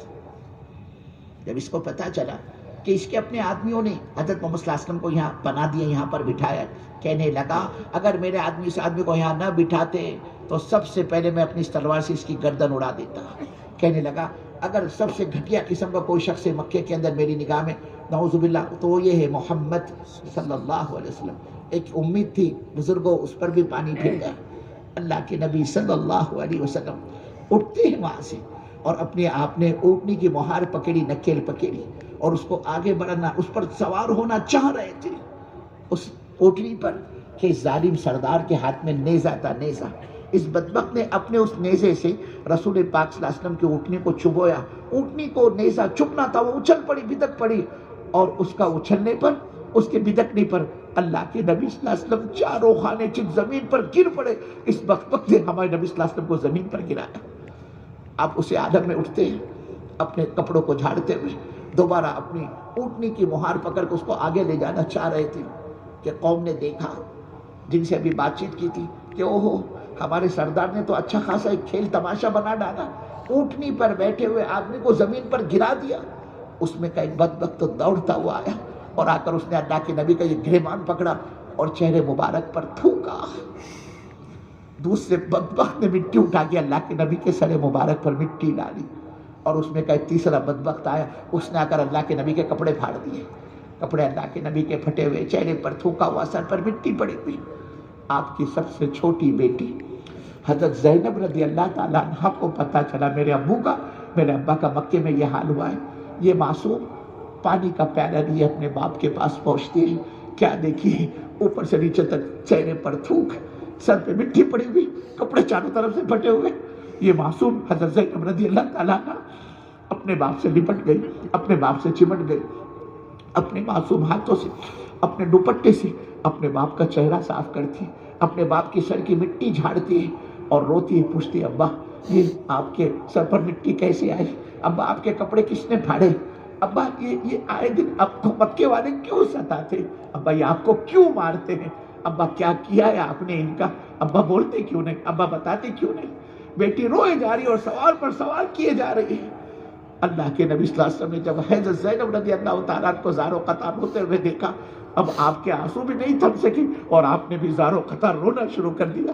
کیا منظر ہوگا میرے بزرگوں، باپ بھی روئے جا رہے ہیں اور بیٹی بھی روئے جا رہی ہے. آخر میں اللہ کے نبی صلی اللہ علیہ وسلم نے اپنی بیٹی زینب رضی اللہ تعالیٰ عنہ کے آنسو پوچھتے ہوئے فرمایا، بیٹی زینب تو رو مت، بیٹی تو اپنے باپ کا فکر نہ کر، تو اپنے باپ کا غم نہ کر بیٹی.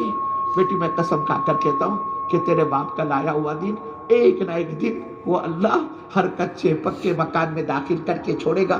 بیٹی کوئی عزت کے ساتھ آتا ہے تو عزت کے ساتھ، ورنہ اس کو ذلیل ہو کر یہیں پر آنا پڑے گا. کتنے قربانیوں کے بعد، کتنے مجاہدوں کے بعد میرے بزرگوں یہ دین اللہ نے یہاں تک پہنچایا. آج ہم نے اسی دین کے بارے میں کہنا شروع کر دیا، اس دعوت کے بارے میں کہ 4 مہینے ضروری ہے، چلنا ضروری ہے. اگر یہی سوچ، یہی فکر، یہی ذہن صحابہ کا ہوتا، ہم تو مدینے میں سرکار کے شہر میں رہتے. کیا ضرورت ہے ہمیں مدینہ سے باہر نکلنے کی؟ یہ آنکھیں اللہ کے نبی کی زیارت کرتی ہے، دیدار کرتی ہے. ہم حضور پاک صلی اللہ علیہ وسلم کی مجلس سے مستفید ہوتی ہے، ساری نمازیں اللہ کے نبی کے پیچھے ادا کرتی ہیں. اللہ کے نبی نے ہمارے بارے میں فرمایا، مدینے والے میرے پڑوسی ہیں، کل قیامت میں سب سے پہلے میں قبر سے اٹھوں گا اور بقی میں آؤں گا اور بقی والوں کو لے کر چلوں گا. حضور پاک صلی اللہ علیہ وسلم کے شہر کے مناقب صحابہ جانتے تھے، مدینے کی ایک نیکی 50,000 نیکیوں کا ثواب رکھتی ہے. مدینے میں ایک نماز 50,000 نماز کا ثواب رکھتی ہے. سارے مناقب صحابہ کے سامنے تھے. لیکن جب آخری حج کے موقع پر حجۃ الوداع میں اللہ کے نبی صلی اللہ علیہ وسلم نے اپنے صحابہ سے فرمایا، میں نے تم تک اللہ کا دین پہنچایا نہیں پہنچایا؟ میں نے تم کو دعوت دی نہیں دی؟ دعوت کا ادا کیا نہیں کیا؟ سارے قبائل نے یک زبان ہو کر کہا، سارے مجمع نے، 1.25 کے مجمع نے، یا رسول اللہ صلی اللہ علیہ وسلم آپ نے دین کا حق، دین کیا پہنچایا، دین کے پہنچانے کا حق ادا کر دیا. اللہ کے نبی صلی اللہ علیہ وسلم اپنے انگلی کا اشارہ آسمان کی طرف کر کے فرماتے، اے اللہ تو گواہ ہے، میں نے تیرا دین تیرے بندوں تک پہنچایا. 3 مرتبہ حضور نے فرمایا، اللہ تو گواہ ہے، اللہ تو گواہ ہے، اللہ تو گواہ ہے، میں نے تیرا دین تیرے بندوں تک پہنچایا. پھر صحابہ سے مخاطب ہو کر آپ نے فرمایا کہ ہو سکتا ہے یہ حج میری زندگی کا آخری حج ہو، آئندہ سال تم مجھے نہیں دیکھ پاؤ گی، یہ سال میری زندگی کا آخری سال ہے، اب شاید میری تمہاری ملاقات نہ ہو. چیخیں نکل گئی صحابہ کی، یا رسول اللہ صلی اللہ علیہ وسلم آپ یہ کیا فرماتے؟ کہا اب شاید میری تمہاری ملاقات نہ ہو. لیکن فرمایا تم سن لو، میں تم سے کہتا ہوں جو یہاں موجود نہیں ہے ان تک تمہیں میری بات پہنچانی ہے، میرے دین کو پہنچانا ہے. میرے بزرگوں صحابہ نے اپنی زندگی کی ترتیبیں بنا لی. 1.25 لاکھ تھے، 1.25 لاکھ حجۃ الوداع میں. اب آپ نکاح ڈالو گے بڑی مشکل سے 10-12 ہزار صحابہ کی قبریں آپ کو مدینے میں ملے گی. ارے یہ لاکھوں کا مجمع کہاں گیا؟ نکاح ڈالو گے تو پتہ چلے گا، کوئی روس میں، کوئی چین میں، کوئی آسٹریلیا میں، کوئی نیوزی لینڈ میں، کوئی فیجی میں، کوئی انڈونیشیا اور ملیشیا اور تھائی لینڈ میں، تو کوئی سنگاپور میں، کوئی لبنان میں، کوئی شام میں، کوئی اردن میں، کوئی فلسطین کے اندر. تو میرے بزرگوں کوئی جرمنی میں، کوئی اٹلی میں، کوئی فرانس میں، کوئی ہالینڈ میں، کوئی بیلجیم میں، کوئی سوئٹزرلینڈ کے اندر، تو کوئی US کے اندر. تو میرے بزرگ کوئی افریقہ کے جنگلوں کے اندر اپنی قبریں بنائے لیٹا ہوا ہے. یہ صحابہ بھی جیسے آج میری گھر والی مجھ سے نہیں چھوٹتی، میرے بچے مجھ سے نہیں چھوٹتے، میرا شہر، میرا گاؤں مجھ سے نہیں چھوٹتا، نہ میں چھوڑنے کو تیار ہوں. اگر یہی سوچ، یہی فکر وہ صحابہ کی ہوتی اور صحابہ مدینہ چھوڑ کر باہر نہ نکلتے اور صحابہ مدینے کو الوداع نہ کرتے، یہ جتنا بیٹھا ہوا مجمع میں اور آپ، ہم نہیں کہہ سکتے کس غیر اللہ کے سامنے یہ ماتھے کو ہم جھکا رہے تھے. ہمارے ایمان کا جنازہ کب کے نکل چکا ہوتا، ہماری ایمان کی روٹیاں کب کی دب چکی ہوتی. یہ ان صحابہ کی قربانیاں ہیں کہ انہوں نے اپنی قبریں اللہ کے راستے میں بنائی. ساری دنیا میں بکھری ہوئے صحابہ کی قبریں، ساری دنیا کے اندر چپے چپے میں صحابہ کی قبریں. میرے بزرگوں یہ انہی کی قربانی کی برکت ہے جس کے نتیجے میں دین اللہ نے ہم تک پہنچایا. اب یہ ہماری اپنی ذمہ داری ہے. اللہ نے یہ کام دیا ہے پوری امت کے مل جل کے کرنے کا کام ہے. لوگ سمجھتے تبلیغ دعوت کا کام کسی ایک پارٹی کا کام ہے، کسی ایک طبقے کا کام ہے، کسی ایک جماعت کا کام ہے. بولے میں تو وہ اجتماع میں آ گیا، چلو میرے کو ساتھی لے کر آ گئے، باقی بولے میں تبلیغ کو نہیں مانتا. دیکھو میرے بزرگوں، کان کھول کر سن لو، ہمارے ماننے نہ ماننے سے کوئی فرق نہیں پڑتا. اللہ اس کے رسول کی نگاہ میں سب سے بڑا مجرم اور پاپی وہ ہے جو دین مٹ رہا ہو، دیکھ رہا ہو، دین کی دھجیاں اڑ رہی، دین کے جنازے نکل رہے ہو، اور یہ کھانے کمانے میں بچے پیدا کرنے میں لگا ہوا ہو، اور اس کو اللہ کے نبی کے دین کے مٹنے کا کوئی غم اور کوئی افسوس نہیں ہوتا. وہ اللہ اس کے رسول کی نگاہ میں سب سے بڑا مجرم ہے. پتہ نہیں آج امت کو کیا ہو گیا ہے. مسلمان شراب پینے کو گناہ سمجھتا ہے، مسلمان زنا کرنے کو گناہ سمجھتا ہے، مسلمان نماز چھوڑنے کو گناہ سمجھتا ہے، مسلمان حرام کمائی کمانے کو گناہ سمجھتا ہے یہ گناہ. لیکن مسلمان اللہ کے دین کی محنت کو، دعوت کو چھوڑنے کو گناہ نہیں سمجھتا. جبکہ سب سے بڑا مہا پاپ اور سب سے بڑا گناہ اس محنت کا چھوڑنا ہے. اب نگاہ ڈالو تو پتہ چلے گا امت میں، دنیا میں جتنا بگاڑ ہے، جتنی شراب پی جا رہی ہے، جتنی حرام خوریاں ہو رہی ہے، جتنا زنا ہو رہا ہے، جتنا سودی کاروبار ہو رہے ہیں، ان سب کی وجہ میں اور آپ ہیں. لیکن عجیب بات یہ، کبھی ہم نے اپنے آپ کو تہمت نہیں لگائی یہ جتنے گناہ اس زمین پر ہو رہے ہیں ہماری اور آپ کی وجہ سے ہو رہے ہیں، کیونکہ ہم نے اس کام کو اپنا مقصد ہی نہیں سمجھا، اپنی ضرورت ہی نہیں سمجھی. نگاہ ڈالو تو پتہ چلے گا جب بگاڑ انتہا کو پہنچ جاتا، جب بگاڑ انتہا کو پہنچ جاتا تو اللہ اس کو اپنے، چاہے ایک بندہ کیسا ہی کیوں نہ ہو، اپنے بندے سے اس کو عشق ہے، تعلق ہے، لگاؤ ہے، محبت ہے، وہ اللہ اپنے عذاب کا جھاڑو پھیرنے سے پہلے اپنے بندوں کو بھیجتا ہے جن کو نبی علیہ السلام کہتے. نبی آئے، نبی نے دعوت کو قبول کیا، اپنے وقت کی، اللہ نے ان کے گناہ معاف کر ڈالے، صاف شفاف معاشرہ وجود میں آیا. اور جو نبی کی دعوت کے مقابلے پر آئے، کہیں تو آسمان سے چیخ آئی، ان کے کلیجے پھٹ گئے. کسی قوم کو اللہ نے زمین پھاڑ کر اس میں دھسا دیا تو کہیں فرشتوں کی چیخ سے ان کی جان نکل گئی، تو کہیں پوری قوم کو 950 سال کی دعوت دینے کے باوجود جب نوح علیہ السلام کی نافرمان قوم باز نہیں آئی، اللہ نے پوری قوم کو غرق کر دیا، سیلاب میں ڈبو دیا، ہلاک کر دیا. بیوی دعوت کے مقابلے پر آئی وہ بھی ڈوبی، بچہ دعوت کے، بیٹا دعوت کے مقابلے پر آیا وہ بھی ڈوبا. اور جنہوں نے نبی کی دعوت کو قبول کیا اللہ نے ان کی حفاظت کر لی. یہ سلسلہ ہمارے نبی صلی اللہ علیہ وسلم تک چلتا رہا. اللہ کے نبی فرما رہے لا نبی بعد، اب میرے بعد کوئی نبی نہیں. اللہ نے اس دعوت والی محنت کو اس امت کے حوالے کیا کہ نبوت تو بند ہو گئی لیکن کار نبوت وہ بند نہیں ہوا. اللہ نے نبیوں والے کام کو اس پوری امت کے حوالے کر دیا. اس امت کا تاجر، اس امت کا مزدور، اس امت کا پی ایچ ڈی، اس امت کا ایم کام اور LLB اور مفسر اور محدث، یہاں تک کہ ہمارے احمد نگر کے اندر چاہے وہ آٹو رکشہ کا چلانے والا ہو، چاہے سبزی ترکاری کا تھیلا لگانے والا ہو، چاہے مونگ پھلی کا بیچنے والا ہو، میرے بزرگ پورا مجمع کان کھول کر سن لے، یہ پوری امت حضرت محمد صلی اللہ علیہ وسلم کی اللہ کے دین کی دعوت کی ذمہ دار ہے. کل قیامت میں اللہ اس ذمہ داری کے بارے میں ایک ایک فرد امت سے سوال کرے گا، پوچھے گا کلکم راعٍ و کلکم مسئول عن رعیتہ، تم میں کا ہر ایک ذمہ دار ہے، اور اللہ اس ذمہ داری سے، اس کی ذمہ داری کے بارے میں قیامت میں سے سوال ہوگا. یہی وجہ عمر فاروق رضی اللہ تعالیٰ کسی بے ایمان کا جنازہ گزرتا ہوا دیکھ لیتے، امیر المؤمنین کی چیخیں نکل جاتی، دھاڑے مار کر رونا شروع کر دیتے. لوگوں نے کہا امیر المؤمنین مرنے والا یہ بے ایمان تھا، بے ایمانی کی زندگی اس نے گزاری ہے اور یہ بے ایمانی کی موت مرا ہے، اس کی موت پر آپ کا رونا ہماری سمجھ میں نہیں آتا. ایک مسلمان مرتا، ایک ایمان والا مرتا، اور اس کی موت پر آپ کے آنسو نکلتے تو ہم سمجھ سکتے تھے بے ایمان کی موت پر آپ کا رونا کیسا. ایک بری امیر المؤمنین عمر فاروق رضی اللہ تعالیٰ نے گورنر صاحب نے اور کیا جواب دیا؟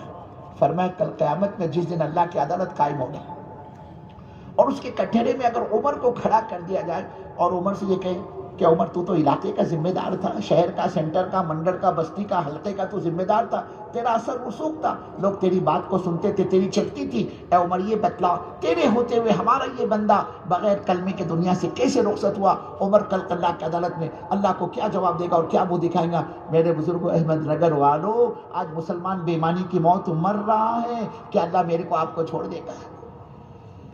اس لیے ہماری اس مجمع سے گزارش ہے، اس دعوت کے معاملے میں دین کے پر چلنے کے اعتبار سے، دین کی محنت کے اعتبار سے اور دین کی فکروں کے اعتبار سے جتنی غفلت اور سستی اور کوتاہی مجھ سے اور آپ سے ہوئی، امت سے ہوئی، اللہ ہم کو اور آپ کو، پوری امت کو معاف فرما دے. لیکن میرے بزرگوں، جتنی زندگی باقی ہے نا، یہ مجمع اس وقت میں طے کر لے کہ انشاءاللہ یہ ہمارا مجمع اس دعوت کو، اس نقل و حرکت کو، اس تبلیغ کو موت تک اپنی زندگی کا مقصد بنائے گا۔ بھائی سب کرو گے نا انشاءاللہ؟ کھانا کمانا، بیوی بچے، دکان مکان بنانا انسان کی ضرورت ہے۔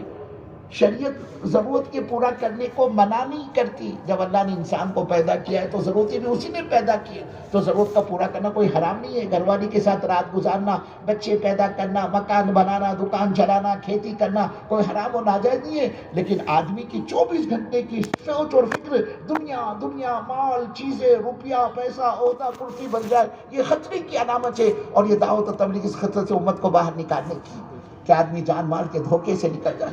جیسے ابھی عرض کیا نا، آج ہم آپ سے بھیک مانگ رہے، او بھائی صاحب چلا، اور بھائی صاحب 4 مہینے ایک وقت آئے گا یہ اللہ کا بندہ اللہ سے زندگی کی بھیک مانگے گا، لیکن اللہ اس کو موقع نہیں دے گا۔ ہم کو نہیں پتا احمد نگر والوں یہ ہمارا ہونے والا اجتماع کس کس کی زندگی کا آخری اجتماع ہے۔ بہت ہو گئے اجتماع تھے، گھبراؤ مت، ابھی دنیا بہت باقی ہے، قیامت کو بہت وقت ہے، لیکن ہم اور آپ زندہ رہیں گے اس کی گارنٹی کیا ہے؟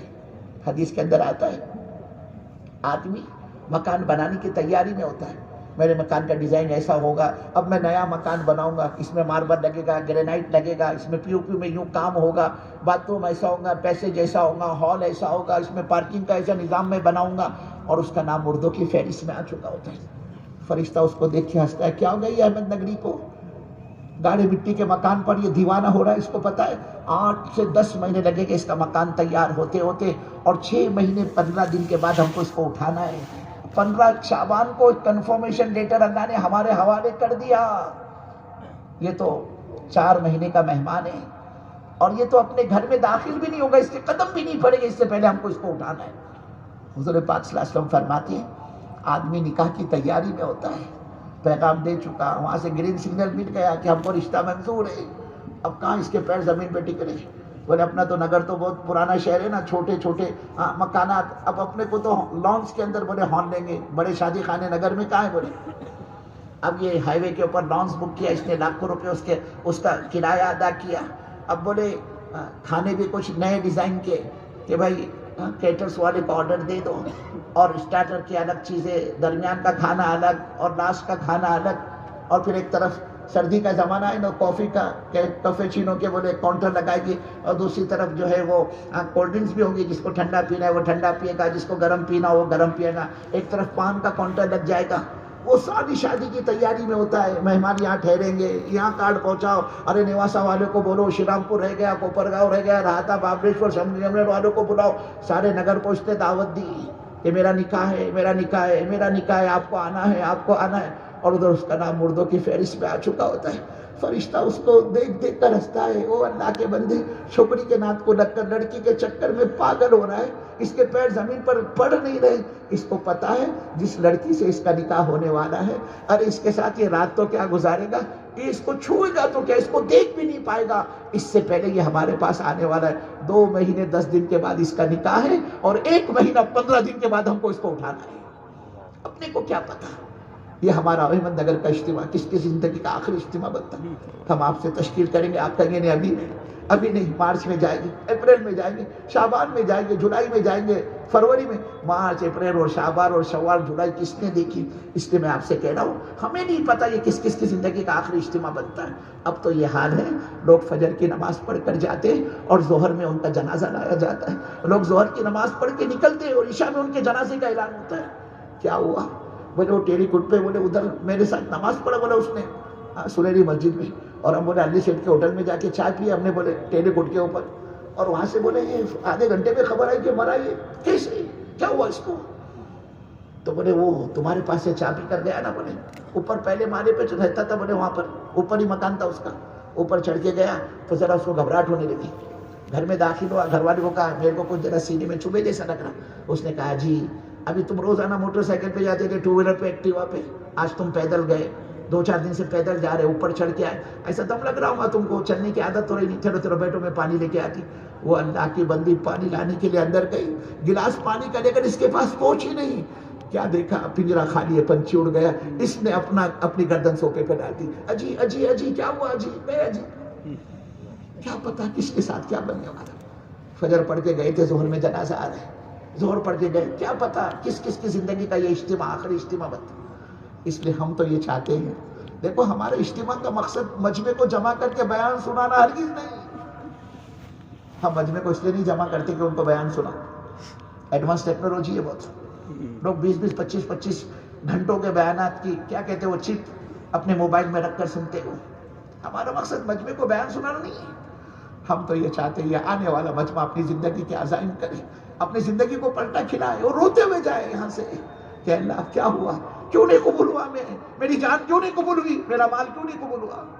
ساری دنیا میں جماعتیں چل رہی ہیں، چپے چپے کے اندر لوگ، ہمارے علماء سال 2 سال لگا رہے اللہ کے راستے میں. اللہ مجھے کیا ہو گیا.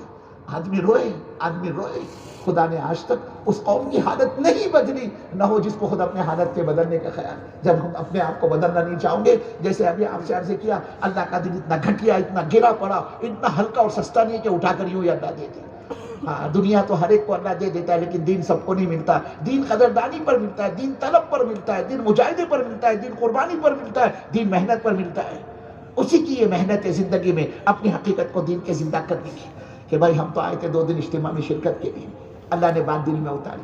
میں نہیں کہہ سکتا دوبارہ میرے کو موقع ملے نہ ملے. آدمی کو شیطان سمجھاتا ہے بھائی ابھی نہیں، ابھی تیرا یہ مسئلہ ہے، یہ حل کر لے، یہ حل کر لے، پھر چلا جانا. اب اس طرح سے چلا گیا تو گھر کا کیا ہوگا، بیوی کا کیا ہوگا. تو 2 دن کا بول کے آیا تو ایک دم سے جائے گا تو سب ٹینشن میں آ جائیں گے، سب کاروبار. میرے بزرگوں، میرے بھائیوں، میرے دوستوں، ہم یہ کیوں نہیں سوچتے بغیر ایمان کے بنائے اگر میں دنیا سے چلا گیا تو قبر میں میرا کیا ہوگا. اپنے بارے میں کیوں نہیں سوچتے. دوسروں کی امنگ، ارمان، خواہش اور چوائس اور چاہت کو پورا کرنے کے لیے میں اپنی آخرت کو داؤ پہ لگاؤں، یہ کہاں کی عقل مندی. مزے وہ اڑائے اور آخرت میں بھگتوں، میں سزا پاؤں، یہ کہاں کی عقل مندی. اللہ تو کہہ رہا ہے تم خود بھی جہنم سے بچو اور اپنے پریوار کو، اپنے خاندان کو بھی جہنم سے بچاؤ. یا ایھا الذین آمنوا قوا انفسکم واہلیکم نارا. اللہ فرما رہے کہ تمہیں بھی جہنم سے بچنا ہے اور حضرت محمد صلی اللہ علیہ وسلم کی قیامت تک کے آنے والی امت کو بھی جہنم سے بچانا ہے. اس کے لیے میرے بزرگوں اللہ کی ذات پر نگاہ رکھ کر دیکھو. آخری بات، روزی کا مالک اللہ ہے. کتنے تمہارے احمد نگر کے اندر اللہ کے بندے ایسے گارے مٹی کا کام کرتے ہیں، بے پڑھے لکھے ہوتے ہیں، نام نہیں لکھ سکتے اپنا، صبح سے شام تک محنت کرتے. اللہ شام کو ان کے مقدر کی 2 روٹی 2 بوٹی ان کو دیتا ہے. میرے بزرگوں، میرے بھائیوں، میرے دوستوں، احمد نگر ضلع والوں، ہم تم اللہ کے دین کا کام کریں اور پھر وہ اللہ میرے کو تم کو بھوکا مارے. یہ اللہ کی غیرت کے خلاف ہے کہ بلیوں والی محنت کرنے والے کو تو اللہ روزی پہنچائے اور ہم نبی کا کام کر کے ہم بھوکے مرے. یہ عقل میں آنے والی بات نہیں. کیا تھا صحابہ کے پاس؟ ننگی بھوکی قوم، گری پڑی قوم. ابھی ہمارے دوپہر میں حضرت مولانا دامت برکات کو سنا رہے تھے، ذلیل تھے صحابہ، ذلیل، ذلت کی زندگی گزار رہے تھے. کوئی ان پر حکومت کرنے کو تیار نہیں ہے، ذلت کی زندگی گزارتے تھے. لیکن جب دعوت کو قبول کیا اور دعوت کے کام میں لگے، فرماتے تھے اللہ کی قسم جن ہاتھوں سے ہم نے بھوک میں دانتوں سے پتے چابے اور پیٹوں پر پتھر باندھے، انہی ہاتھوں سے ہم نے پھاوڑوں سے سونا کاٹ کاٹ کے تقسیم کیا. صحابہ فرماتے تھے ہم غریب تھے، ذلیل تھے، ہم نے اپنی غربت کو، اپنی ذلت کو اللہ کے دین پر لگایا. اللہ نے ہم کو وہ عزت عطا فرمائی. ہم بکریاں نہیں چرا سکتے تھے، اللہ نے ملکوں کی گورنریاں ہمارے قدموں میں لا کر ڈالی ہیں. حضرت عمر فرماتے تھے اپنے آپ سے، عمر اسلام سے پہلے تو کمینہ تھا، اللہ نے تیرے کو اسلام کی برکت سے عزت دی. فرماتے تھے تیرا کیا حال تھا، تیری ماں، تیری خالہ تیرے کو بکریاں دیتی اور کہتی عمر لے جا تو اس کو چلا کر لا. کہتے اپنے آپ سے عمر تو بکریاں لے جاتا، جنگل میں چھوڑ دیتا اور پہاڑ کے کسی چٹان پر پتھر رکھ کر سو جاتا.